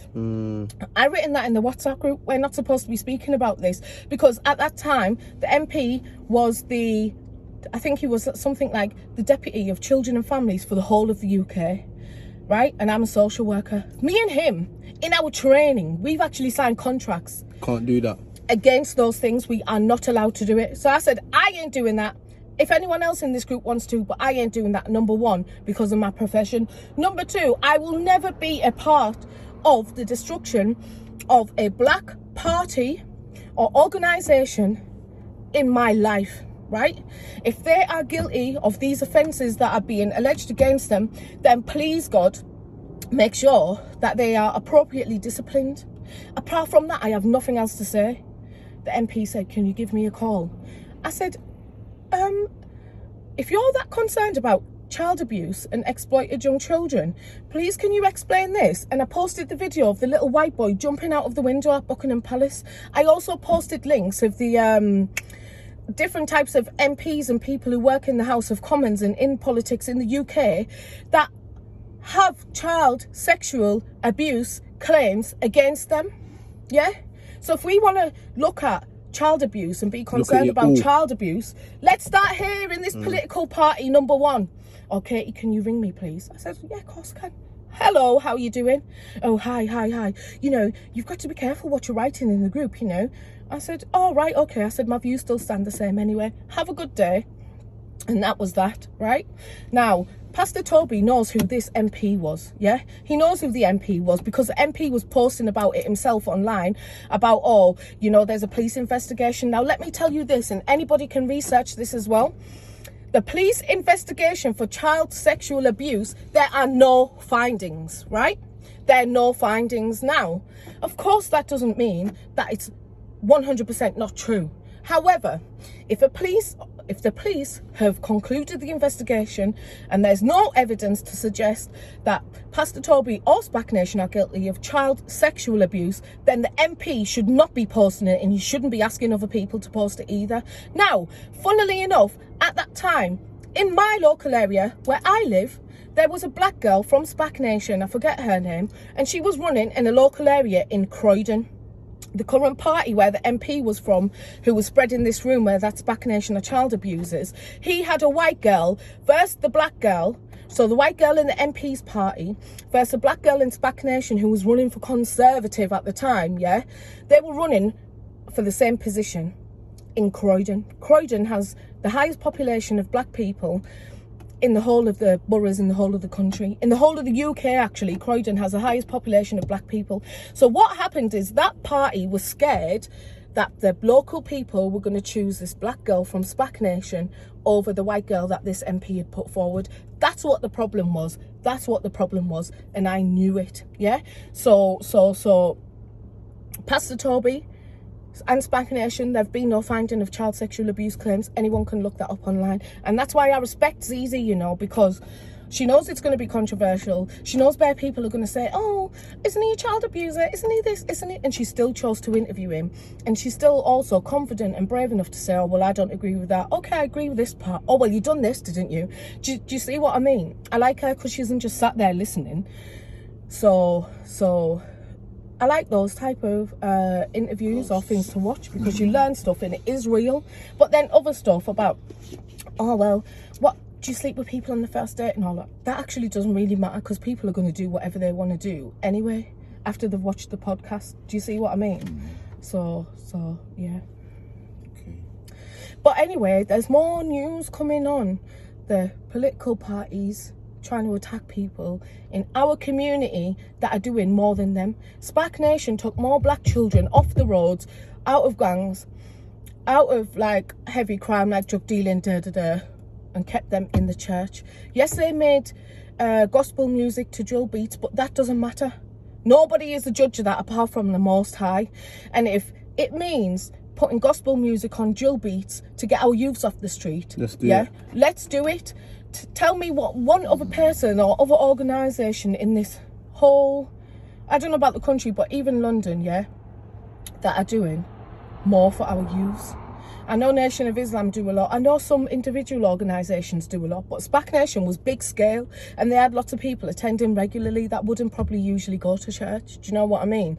So you have to give respect where it's due, but there's more coming on that anyway.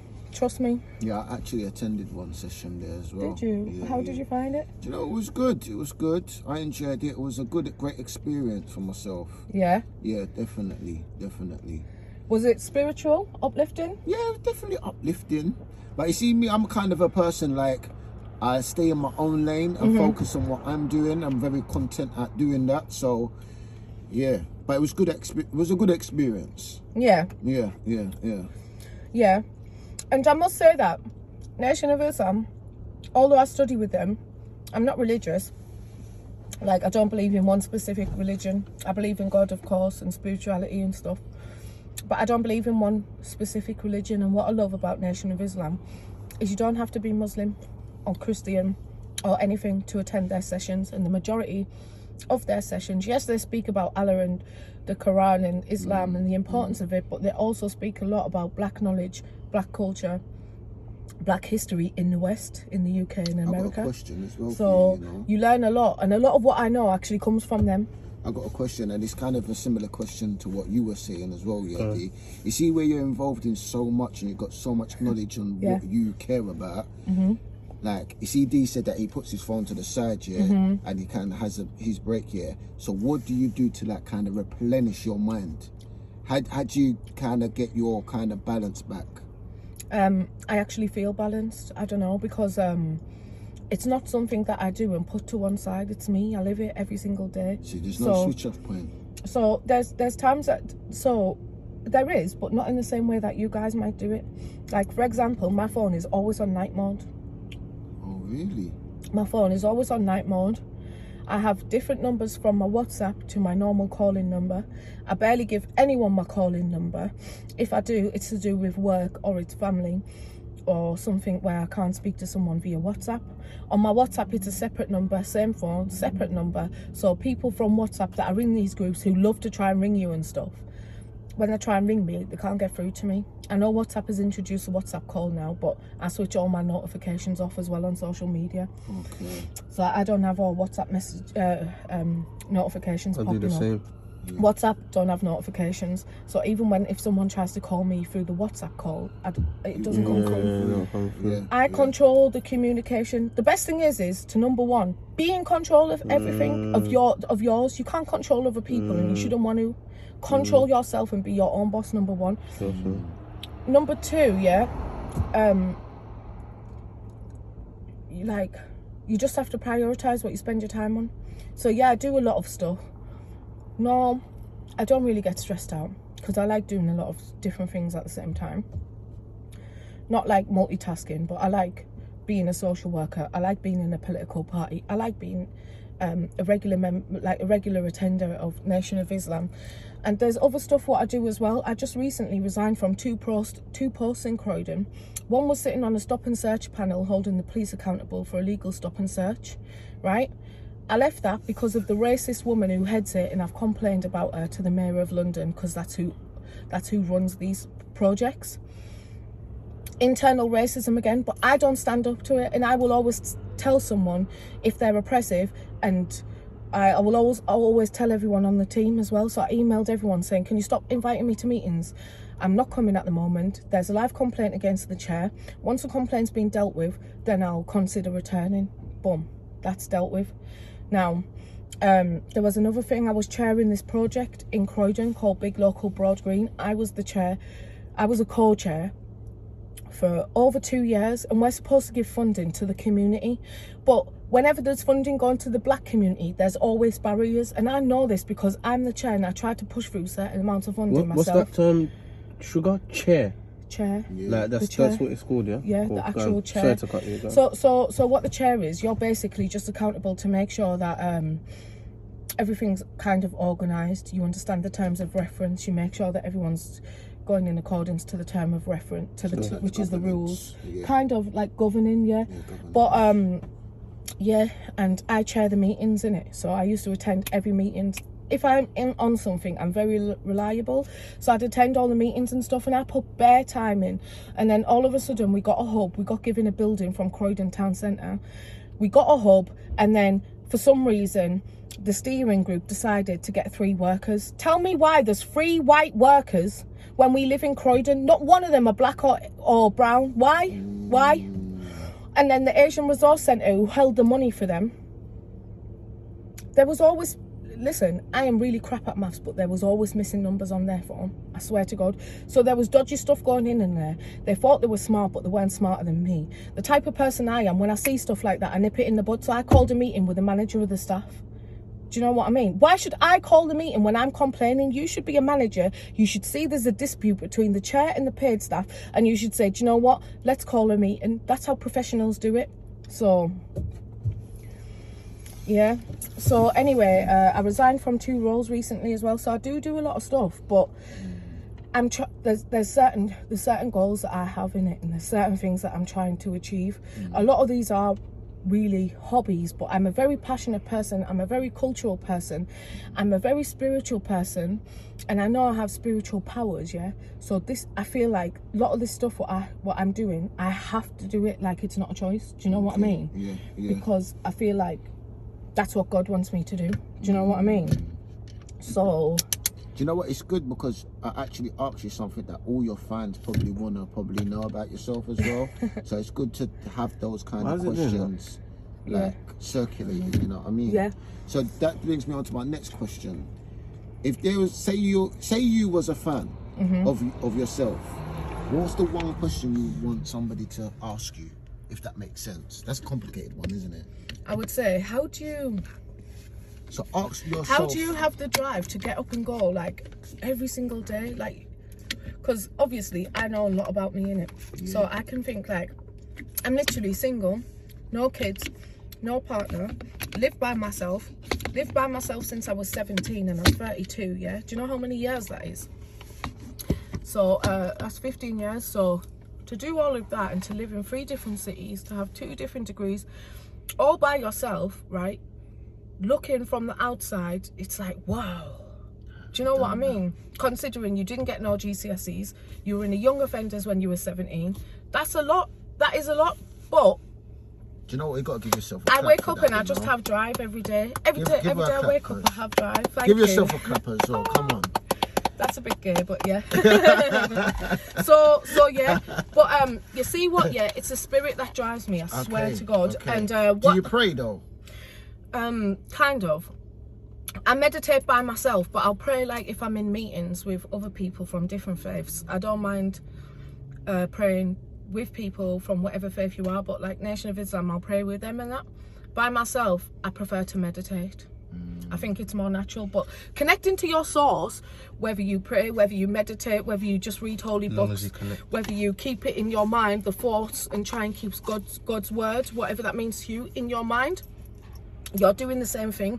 And what God said the most is, when you live it, that's the most powerfulest thing. When you live what I have asked you to do, not just when you think it or read it. Like, you can go to church 7 days a week. That doesn't make you no holier than the person walking down the road that has never been to church in their life. It's about what you do with your life in accordance to your life purpose and accordance to the word of the God that you serve. That's what it is. That's deep. So do you know what? Yeah, that's what drives me every day. I know, like, we know what we're powerful at and what we're not so good at. Yeah, of course. And that's what I do. Do you know, I want to go deeper now, you know. Do you know, your fans are going to thank me, you know.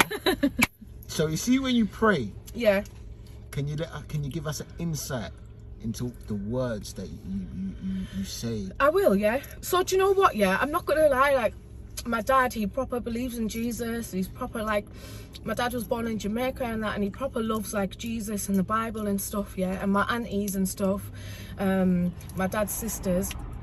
2 of them, they all do like know God in the church, but 2 of them particularly proper love church, especially my auntie Pauline as well. She proper loves church and the Bible and everything. Yeah. Big up yourself, all of my aunties, yeah. Big up auntie, yeah. I want to shout out, you know. And Why do you leave it this? And Can't they see will, it, innit? they will be That's not gonna right. Just leave it as. Yeah, cool, sir. They'll be teaching me about Jesus and the word of God and all these practices. Like, they can speak tongues and everything. And when my dad was not so well, he was in hospital, and my auntie was coming with the olive oil. She said, get me some olive oil, do you get me? And she was praying on him and stuff. I can't pray like they do. Like, they're amazing at praying. They know like proper verses from the Bible off the top of their head, but I can't do all of that. Yeah. Plus as well, I'm not too sure whether I believe in Jesus. If my auntie's watching this, she'll kill me. But tell her rough auntie. Was it Auntie Pauline as well? Yeah. Auntie, But my dad was on the phone lecturing me about Jesus earlier for 1 whole hour, honestly. So he's like, I believe in Jesus. You need to believe. But anyway, yeah. So I don't pray to nothing else other than my God, my creator. There's only one God of life, yeah, that created us all, yeah, despite of what religion you are. There's one God that created all living things, yeah. All religions teach that. Even the ancient Egyptians, who had many deities, yeah, there was only one God that created the life, that created life. There was other gods, gods of the sky and God of water and God of the underworld and stuff, or goddess. But there was only one that created life in itself, yeah? So despite of all faiths, all teachings, all history, there's one creator God, yeah? So that's who I will communicate with, whether you call it prayer, meditation or whatever. And do you know what's so funny, yeah? Even in my journals, if I look back over the years, I ask for the same things all the time. Peace of mind, strength, not just physical strength, but emotional strength, resilience, strength in my mind, so that whatever life throws at me, I'm able to still get up the next day and think, do you know what a shit day yesterday, but let's get cracking again, yeah? Okay. So what you pray for resilience, yeah, and strength. Yeah. Okay. Resilience, strength, continued happiness. I always pray that whatever life throws at me, I'm able to manage. I never say, oh God, please, protect me from all wickedness. I know that in life I'm going to face wickedness, but guess what, God? Bless me with the endurance so I'm able to manage it and still continue, yeah, with it having minimal effect on me, yeah. Okay. What else? I don't know. I know that I don't pray for the regular things that other people pray for, though. I never pray for money or anything. I just say, God, if I'm in a financial crisis or whatever, I will pray for God to get me out of the crisis, to give me the tools, whether it's knowledge or physical tools, yeah, give me the tools to get myself out of this crisis, because I believe that my God has the answers to everything. So all that I need to do when I'm in a situation where I don't know what I'm doing, I will pray for the answers, and it always works. It always works, whether it's been police cases, whether it's been jobs, whether it's been family situations. Do you know what I mean? Yeah, of course. Moving different cities. Aren't you scared? No, I'm not scared. Why are you not scared? Do you know why I'm not scared? Because of my faith in my creator and my spiritual connection. Do you know what I mean? So I always believe that I will cope, but I always pray for the strength. And I swear to God, yeah, when I say that I'm gracious, like you'll see on my post that I'm gracious, whenever I say that, I actually feel it, I feel so happy, because I know lots of bad stuff has happened in my life. But also lots of great things have happened, and great things continue to happen as well. So I'm just so grateful, and I'll be grateful for the little smallest things, yeah. So even if I'm at home now, yeah, just chilling by myself, like, and my house is all tidy and like I'm all organized, and I'm just waiting for the night to finish and for work to start in the morning, I thank God for having a shelter over my head. I thank God that I've lived alone since I was 17, and no matter what, I've never been homeless. Since I've lived alone, I have never been homeless. I've always had my own tenancy, right? I've always, like, apart from when I shared with my cousin, but we shared, I've always been able to feed myself, nice food as well. I'm never eating like shit food and that. You know what I mean? Do you know what I'm saying? So I pray for those things because, and I pray for intelligence as well. And I pray, I mean, I give thanks for my intelligence, and I give thanks for just for my abilities, isn't it? Because my abilities is what continue to keep me blessed. Yes. I pray for since I've lived alone as an adult, I've not been in any really dangerous situations, or nothing really bad has happened to me. Do you know what I mean? And I give thanks for that, because world's crazy and bad stuff can happen to anyone, especially me who goes into endangered places and stuff like that, and it's just never happened. Nothing ever really bad has ever happened to me. So I just give thanks for those things. I give thanks that I have a job that I'm going to in the morning. I give thanks that the job that I'm going to in the morning is black owned and female owned. I give thanks that the job that I'm going to tomorrow, I'm able to exercise my life purpose, which is to help protect vulnerable children. Do you know what I'm saying? Social work is my dream job, by the way. That's my dream career. That's why I do it. So that was my dream. My dream was to be a social worker, And because I never went to school when I was younger, and I was in the young offenders when I was 17, I never thought I would be able to be a social worker, and I become one.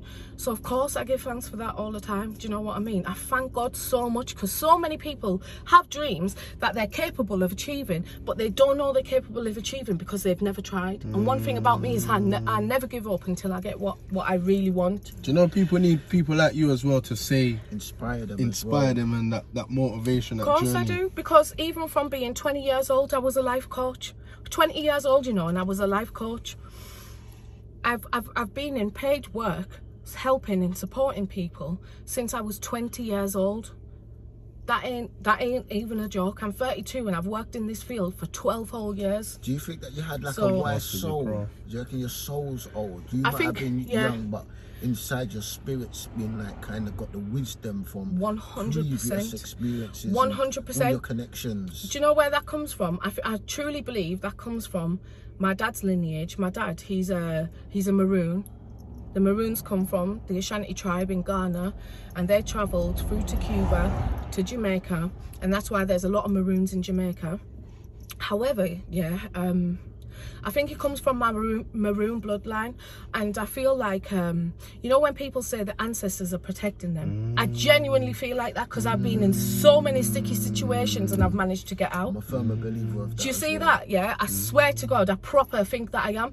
Also as well, I think that one thing that I do like about me, which sometimes I think, oh God, is it going to get me in trouble, is I don't give a fuck attitude. Do you know what I mean?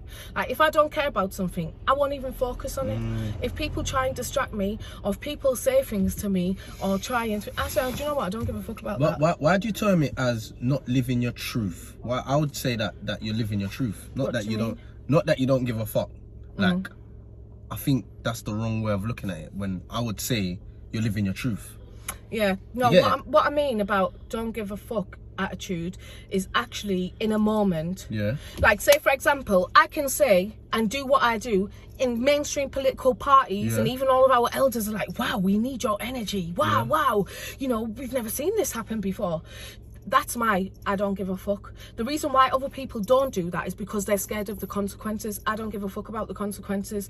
What I'm doing now, the reason why I don't is because I feel I'm spiritually protected. That's why. But also, say for example, you know, like, people are weird out here, and people's energies are weird because they're at different places in their life, and they may be close to their dreams or close to their truth or not, right? You see, like, when people will say, for example, someone messaged me the other day, right? And because I'm spiritually powerful, I just knew when I saw the name pop up, I thought, my spirit said, no, don't answer that. So I said, cool. Okay. Now, me and this person, we've never had nothing negative or nothing thingy before, but my spirit said, no, don't answer that, right? So I looked on the message. Hey, hon, are you okay? Can you let me know when you're free so we can talk, Because my spirit said no. I said to them, are you able to send a voice message? Because I'm at work, Boom.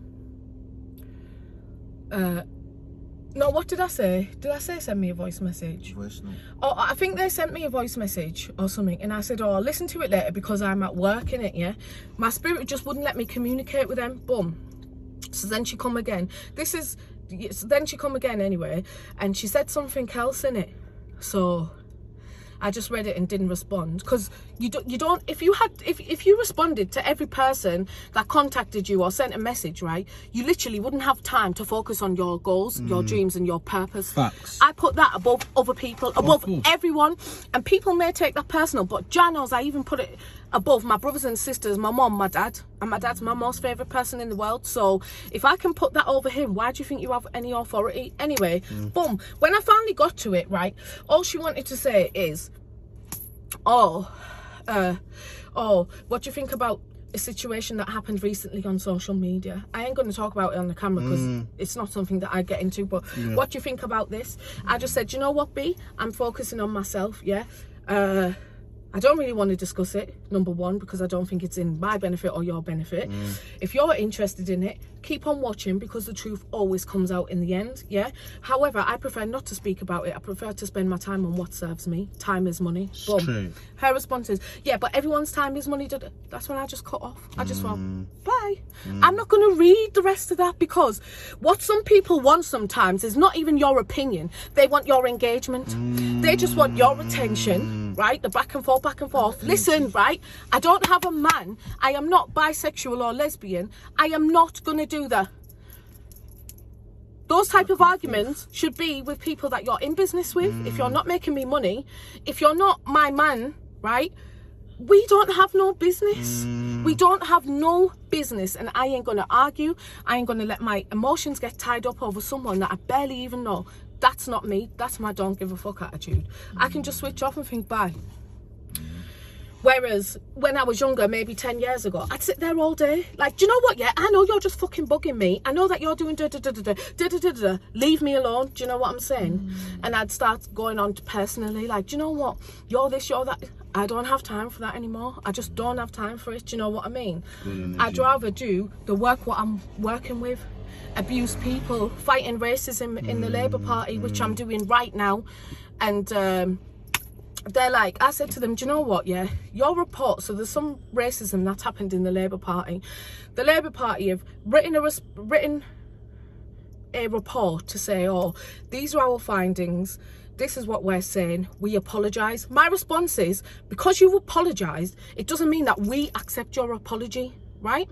Also, this is what we actually expect from you, because your report was poor. You have until this deadline to complete it, right? That's how I'm going on to them, yeah? In the party, yeah?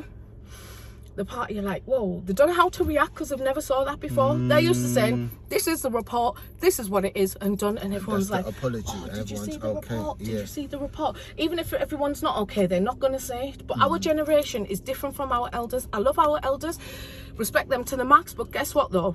We ain't our elders, and we ain't got no patience, and we ain't taking no talk from nobody, yeah? So boom. I gave them a deadline. I'm waiting for a response. The elders are like, oh, let us support you, let us support you. The lead of the council's in the WhatsApp group, you sent that in. I said, I don't care. She knows who I am. She knows me. I don't care. I care about fighting against racism. And I was going to resign from the Labour Party, but I thought, you know what, if I resign, who's going to fight it? Everyone's just going to be quiet and they're going to continue, right? The only way that I am going to be able to fight institutional racism, because all of our purposes are different in the fight. Mine, I'm powerful intellectually and spiritually, so my fight is against them directly.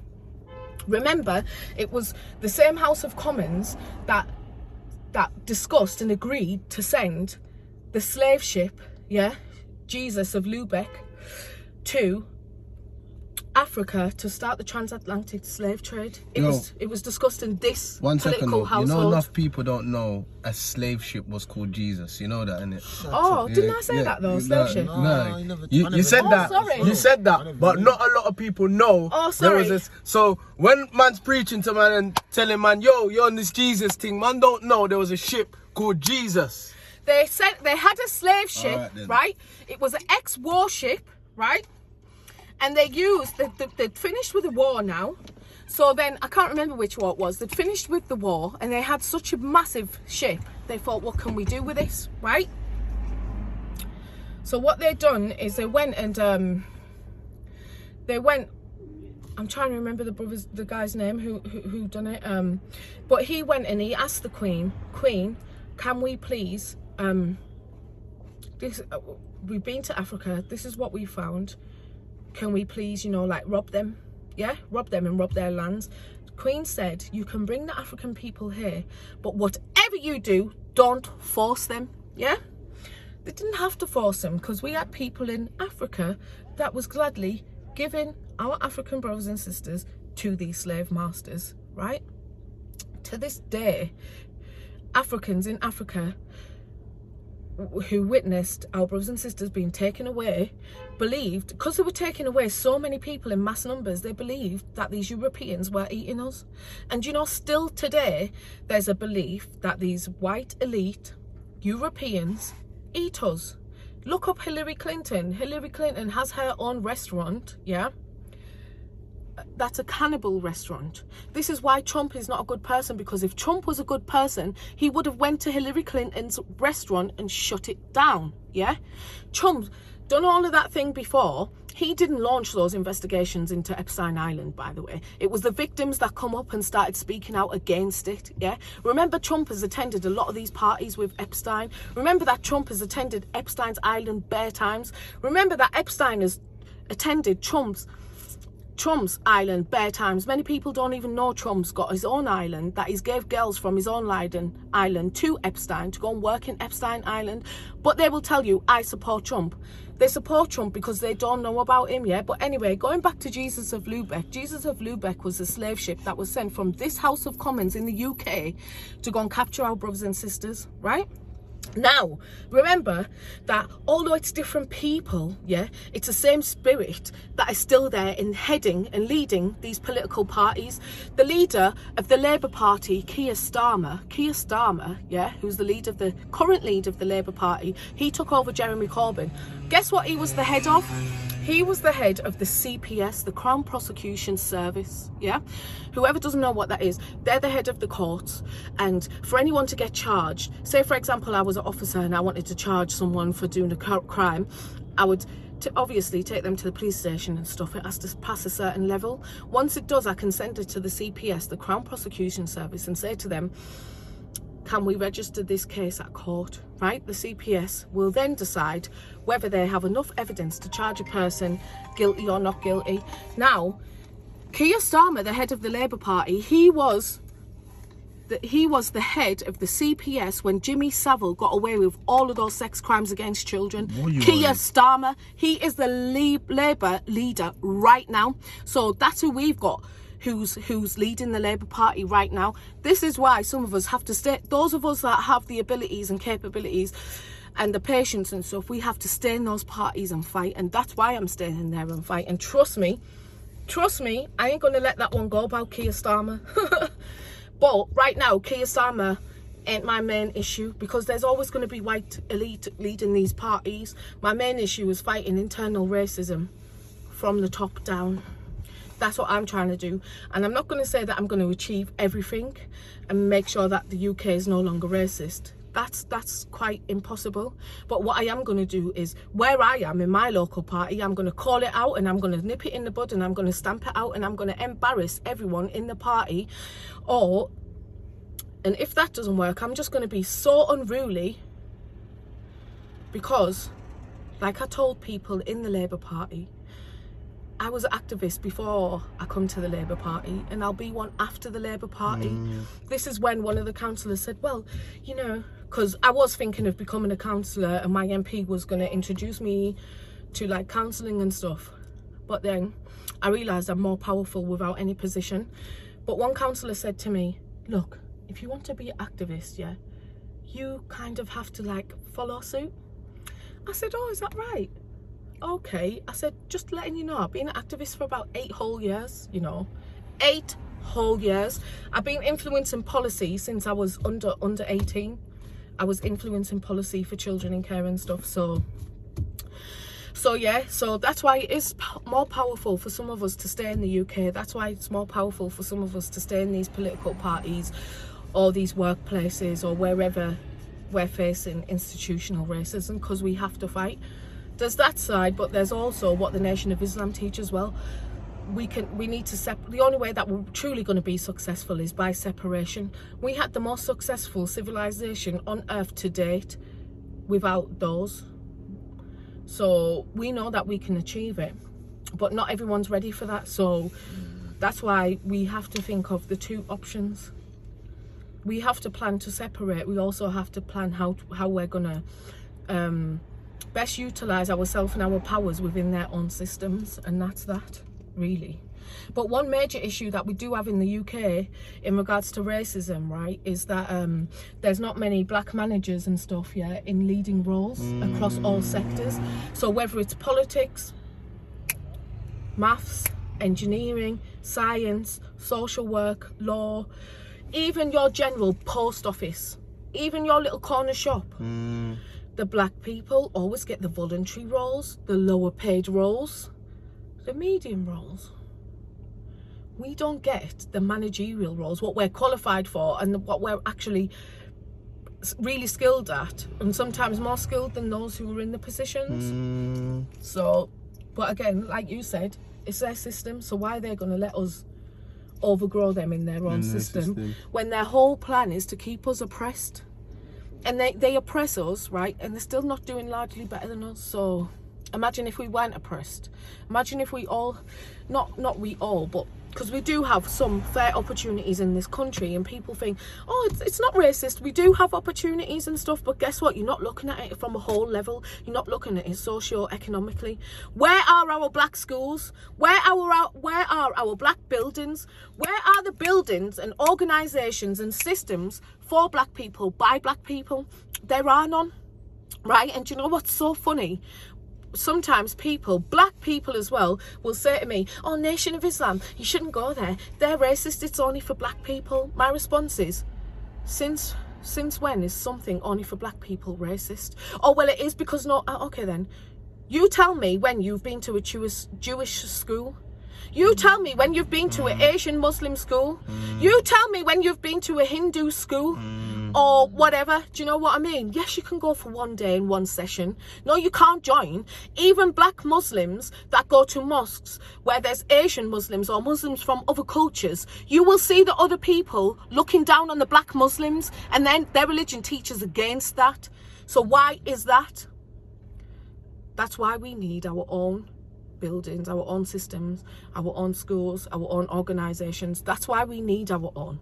But you know what though? The enemy knows if we were ever equal to him in terms of having those opportunities, game over for everyone, because we're more creative, we're more innovative, we're more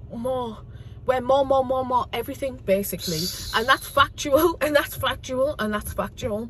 That's factual. And anything that we're not more of, it's because we're oppressed in those areas by those that rule. And also, let me just say this quickly, right?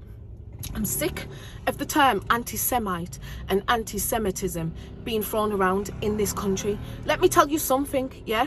Number one, yeah, Jews are not a race. Being a Jew is a religion. Yeah, that's why you have white Caucasian Jews, you have Arab looking Jews, and you have the original Hebrews that are black people. The original Hebrew Israelites are black people from Africa. Israel, don't be fooled, Israel is next door to Egypt. Where's Egypt? North Africa. Oh, but Israel next door is not in North Africa. That is absolutely crazy. Israel is next door to Egypt. On the map, they show it is more divided. Yes, it does have a divide in the middle, in between Israel, Jordan, and Egypt, yeah? But the gap's like this big. On the map, it shows it's this big. Those two lands are connected. Yes, there's water in the middle, but not so much. And you know what, yeah? These white people now who've imitated an identity that doesn't belong to them, yeah? Because you can't be white and Semite. Semite means a person of the desert. There are no white people that originate from the desert. You make any white person stand in a desert for more than 24 hours and you will see that their skin can't even manage, yeah, or process the UV rays from the sun.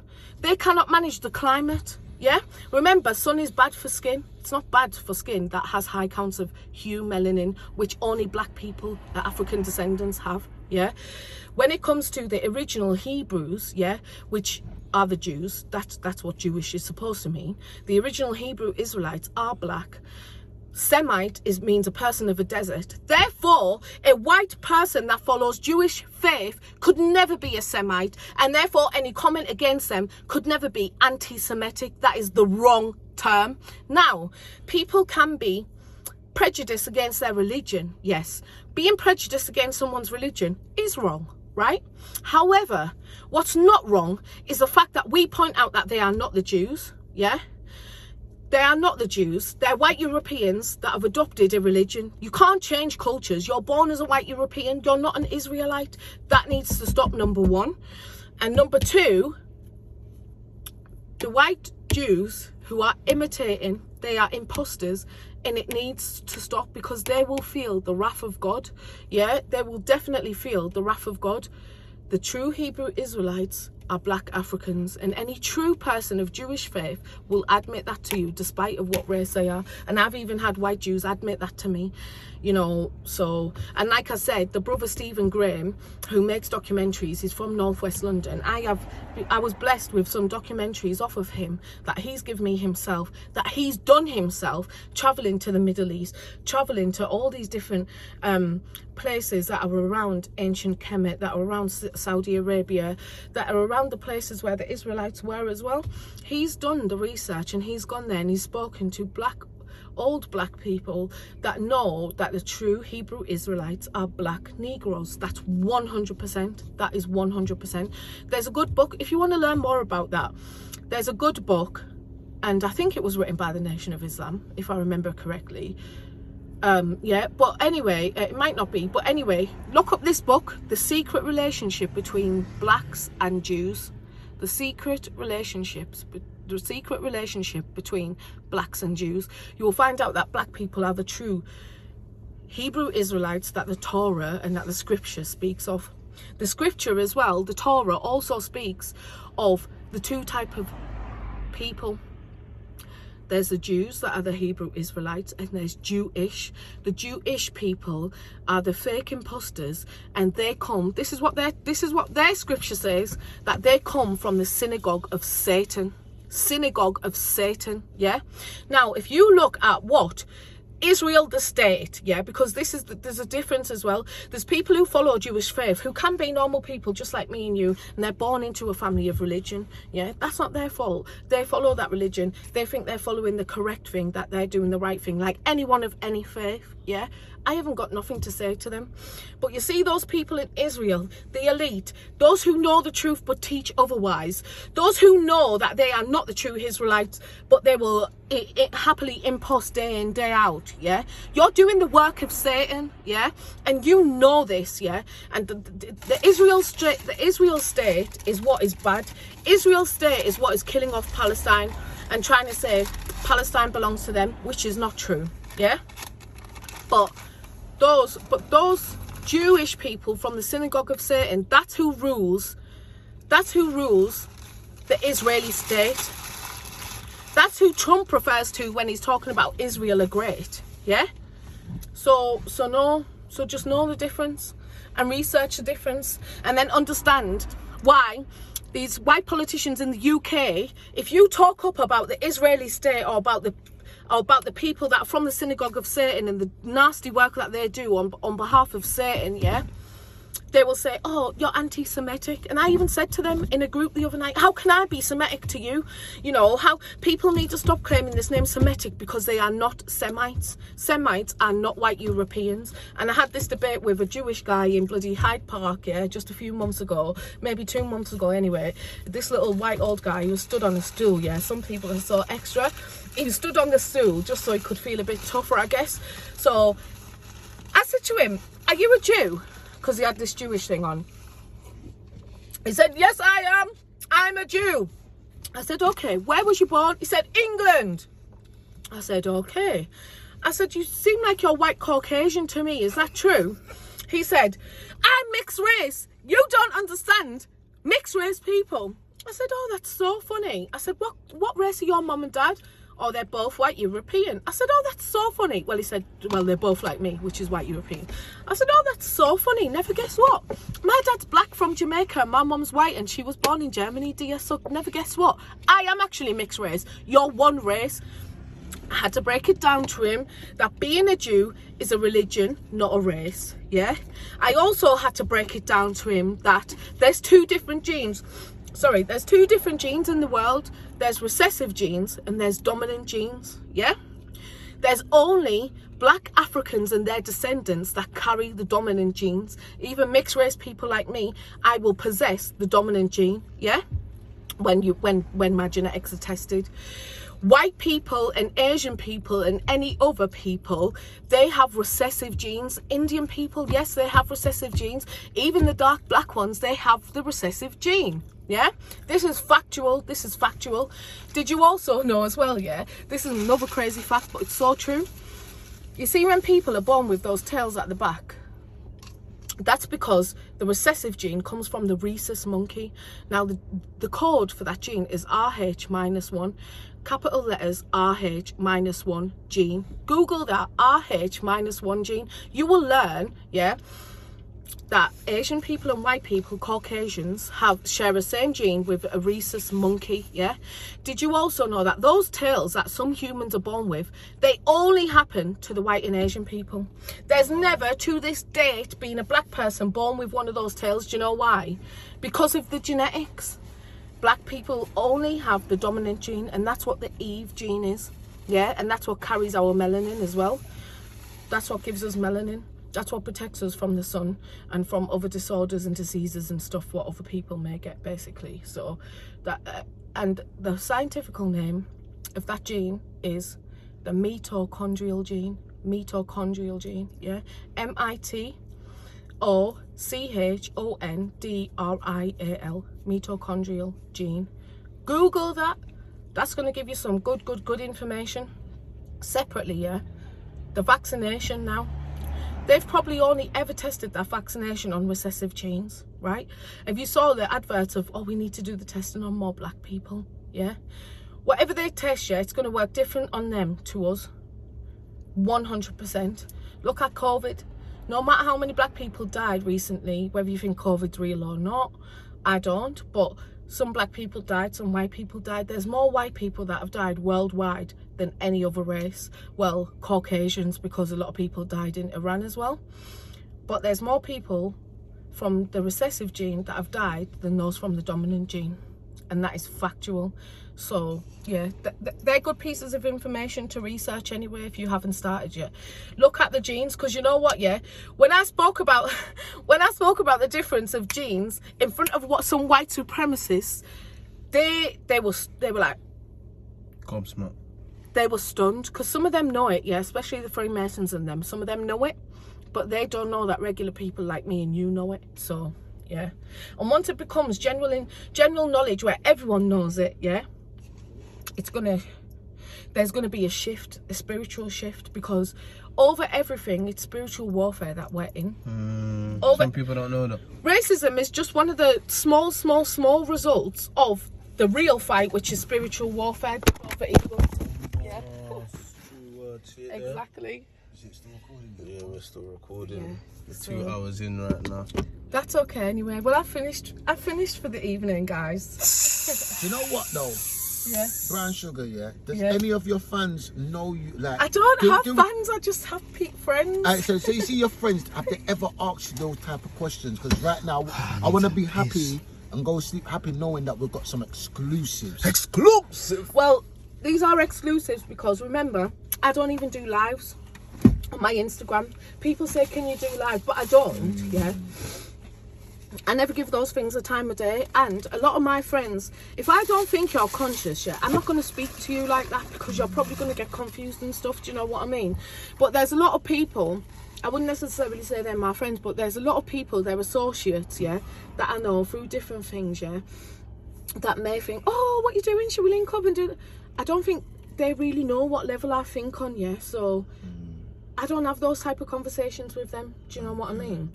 And I'm not with people all the time. I prefer to be by myself. Yeah, my cousin Anthony would love you. So how did you know we was ready for this conversation then?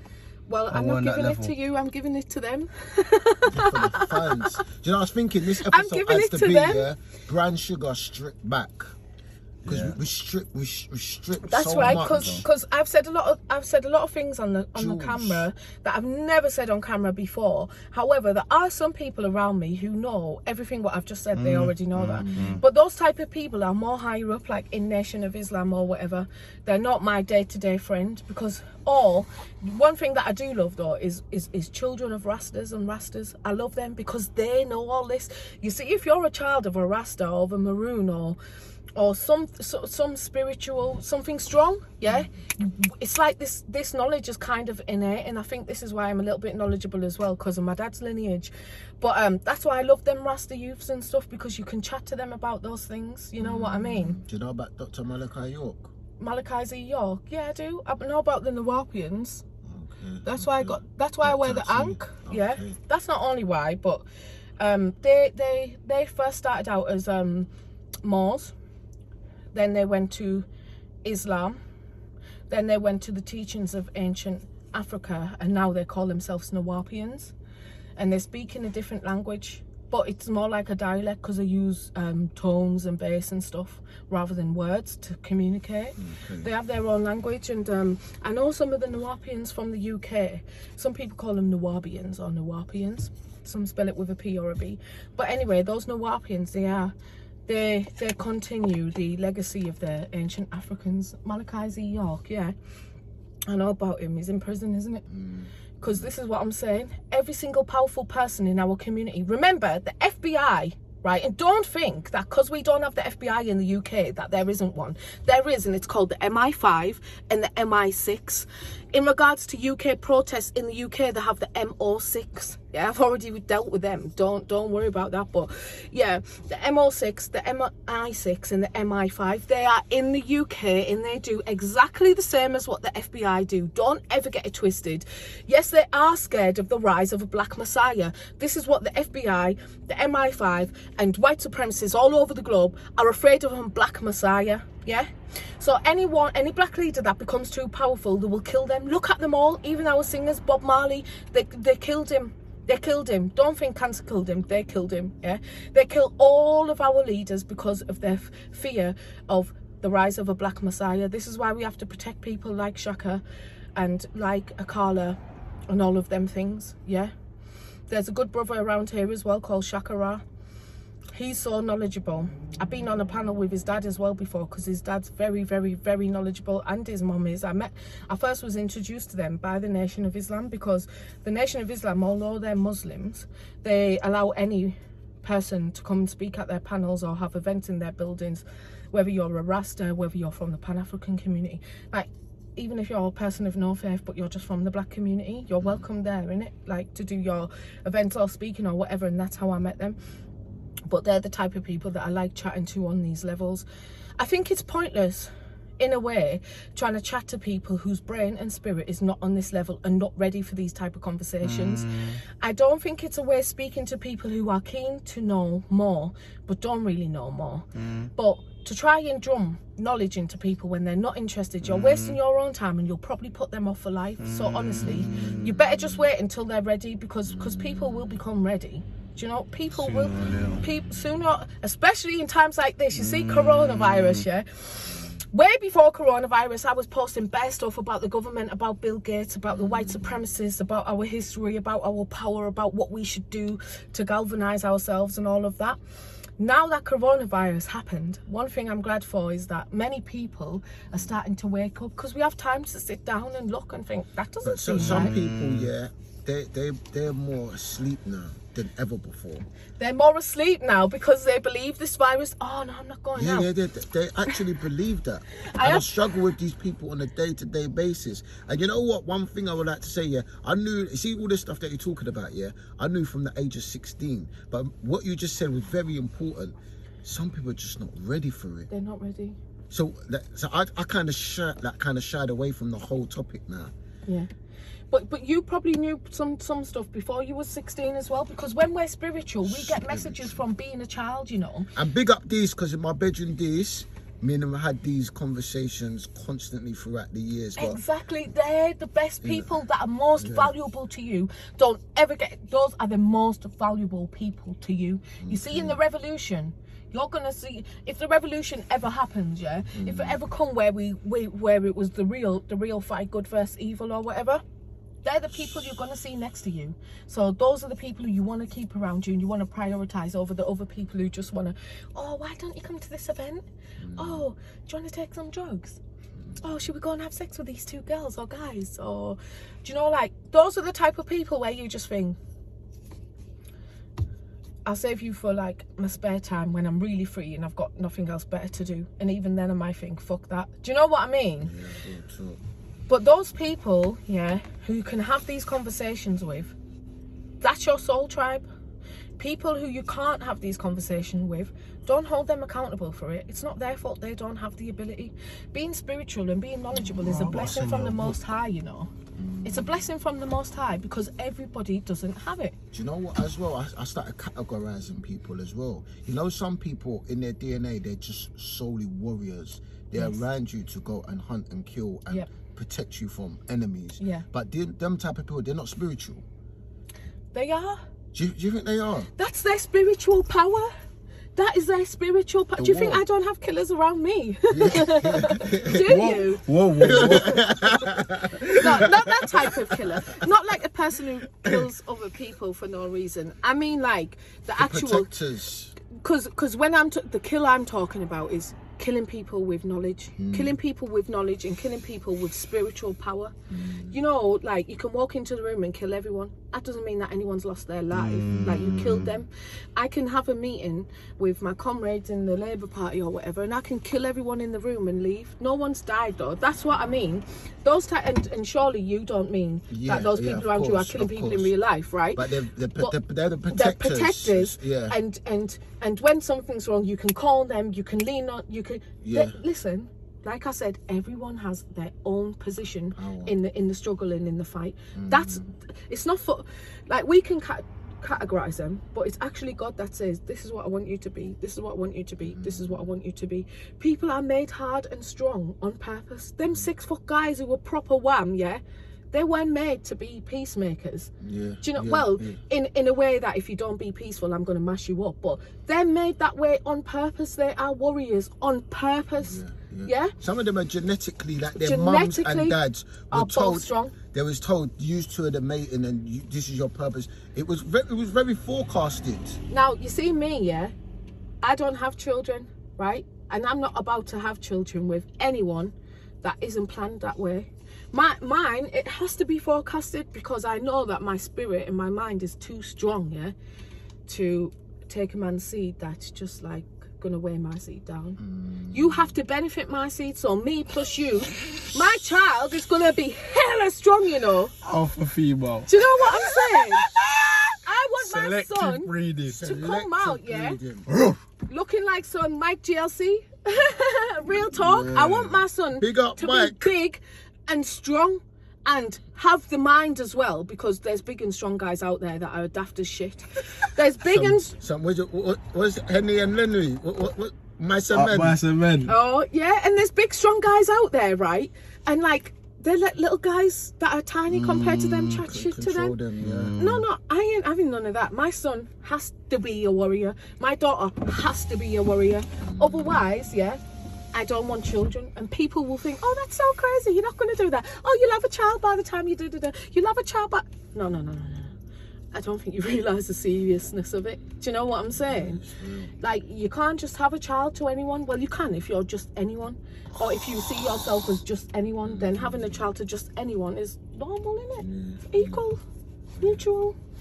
So that's why you have to be very, very particular. Very...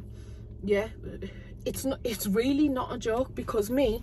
Why have you got a ring on your wedding finger? Is that for real? Is it a well, engagement? basically... Is it to make guys stay away? No, so basically, my ex-boyfriend gave me some money for my birthday, when we was together. And I already had some rings, because I always wear jewellery, right? And I always like upgrade my jewellery.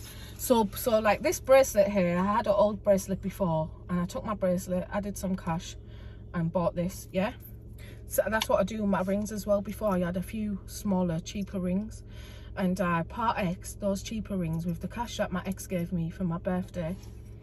And I bought this ring. Big thing. And we was going to become engaged and stuff like that, but our relationship never worked out, and that's just that. But I still wear it on this finger. See, all the Brown Sugars fans, I'm asking the questions that you want to know. I'm analysing it. I'm giving you what you want. Yeah. There you go. There you go.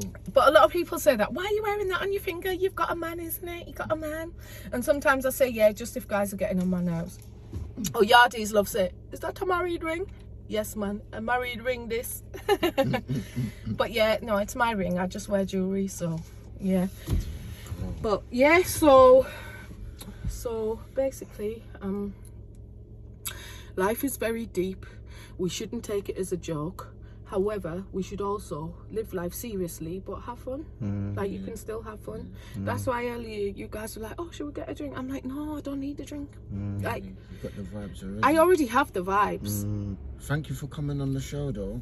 And you know, I can't wait for Thank this you to be too, released, as well. you know, because there's so many people that I need to say, look, you need to watch this show.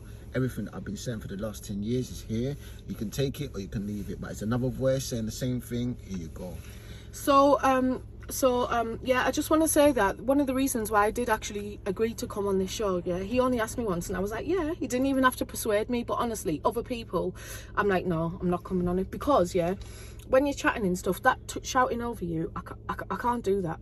I get too angry. I can't engage in it. My spirit, I just feel like, right, I'm not doing this anymore. Do you know what I mean? So it has to be good so the listeners can actually hear stuff other than you saying, no, let me speak. That's too much. But also because as well, yeah, as I was saying earlier, your page is positive.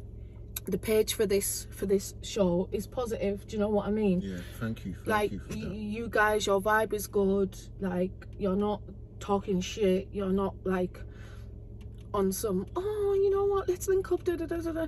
Like, you're not fake. That it doesn't seem like there's no hidden agendas. Like, you just want to do the show. Plus, when I was looking at the show and other people that have been on it, it's positive, innit? Like, I think it's very important for all of us to support the projects and the people in our community that are positive, because it's much easier to engage in what's negative than it is positive. Yeah, it's much easier. Like tonight, someone said to me, oh, do you want to come to a party? Come to a party. You don't need to bring anything, just bring yourself. This party is a chill party.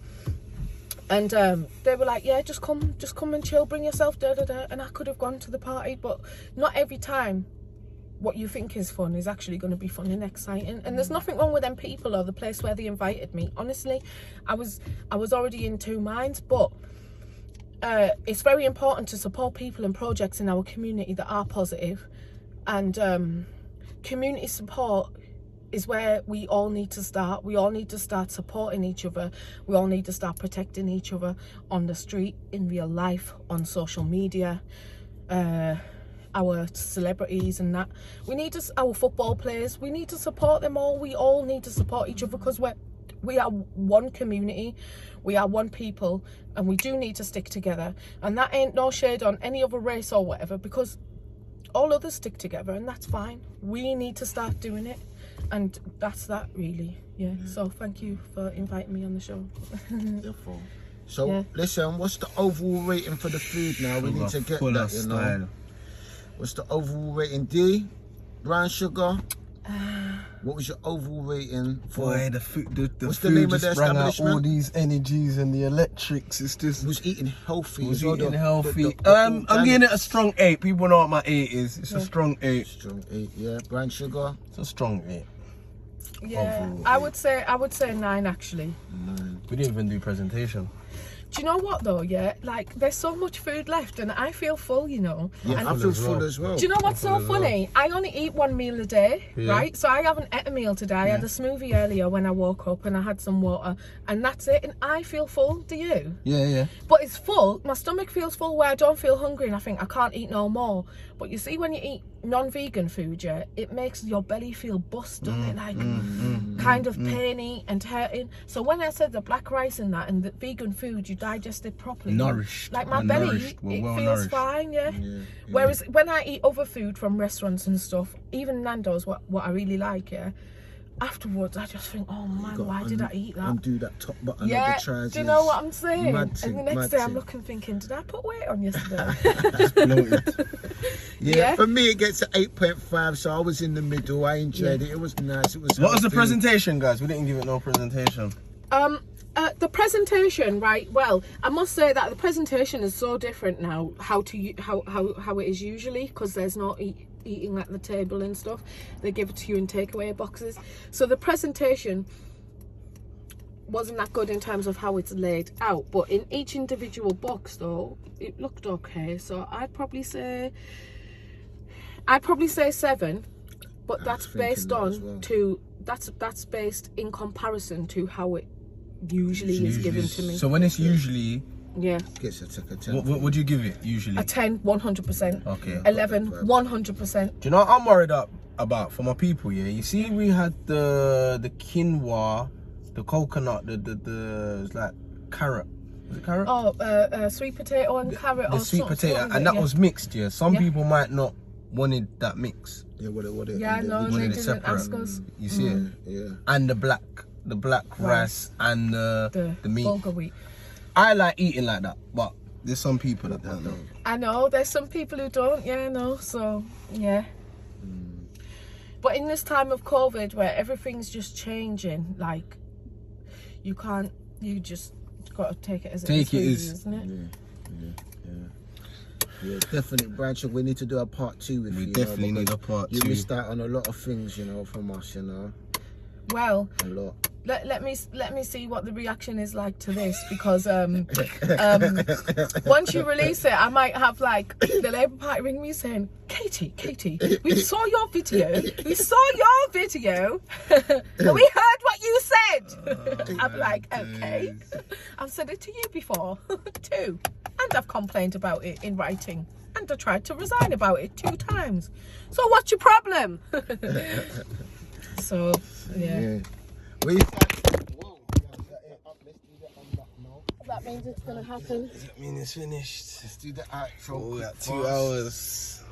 Yes. 2 hours, Jay. And where are we having it? And on that note, it's Eat Good Food. Thank you to the guest, Brian Sugar. Thank you. Thank you, Dollar. Episode. What you saying, cuz? Let's do the outro big and fast. Ooh. Thank you, guys. Yeah, massive episode, loads of power. Also, check me out in Wonder Woman 1984, Yes. coming out on the cinemas on Wednesday. I'm just an extra and I have a little It'll be short out, wig, but look out for me, okay? By the time this is out, it'll be out. Yeah, So it's Wednesday out the now. 16th. It's Out now. Yeah, out now. Out now. Eat Good Food. Wonder Woman 1984, out now. Catch me as an extra in the park scene with Yes, my little man. short hair and a blazer on. Yes. Look out for me, guys. Yes. Mwah! Yeah, we just need one thumb.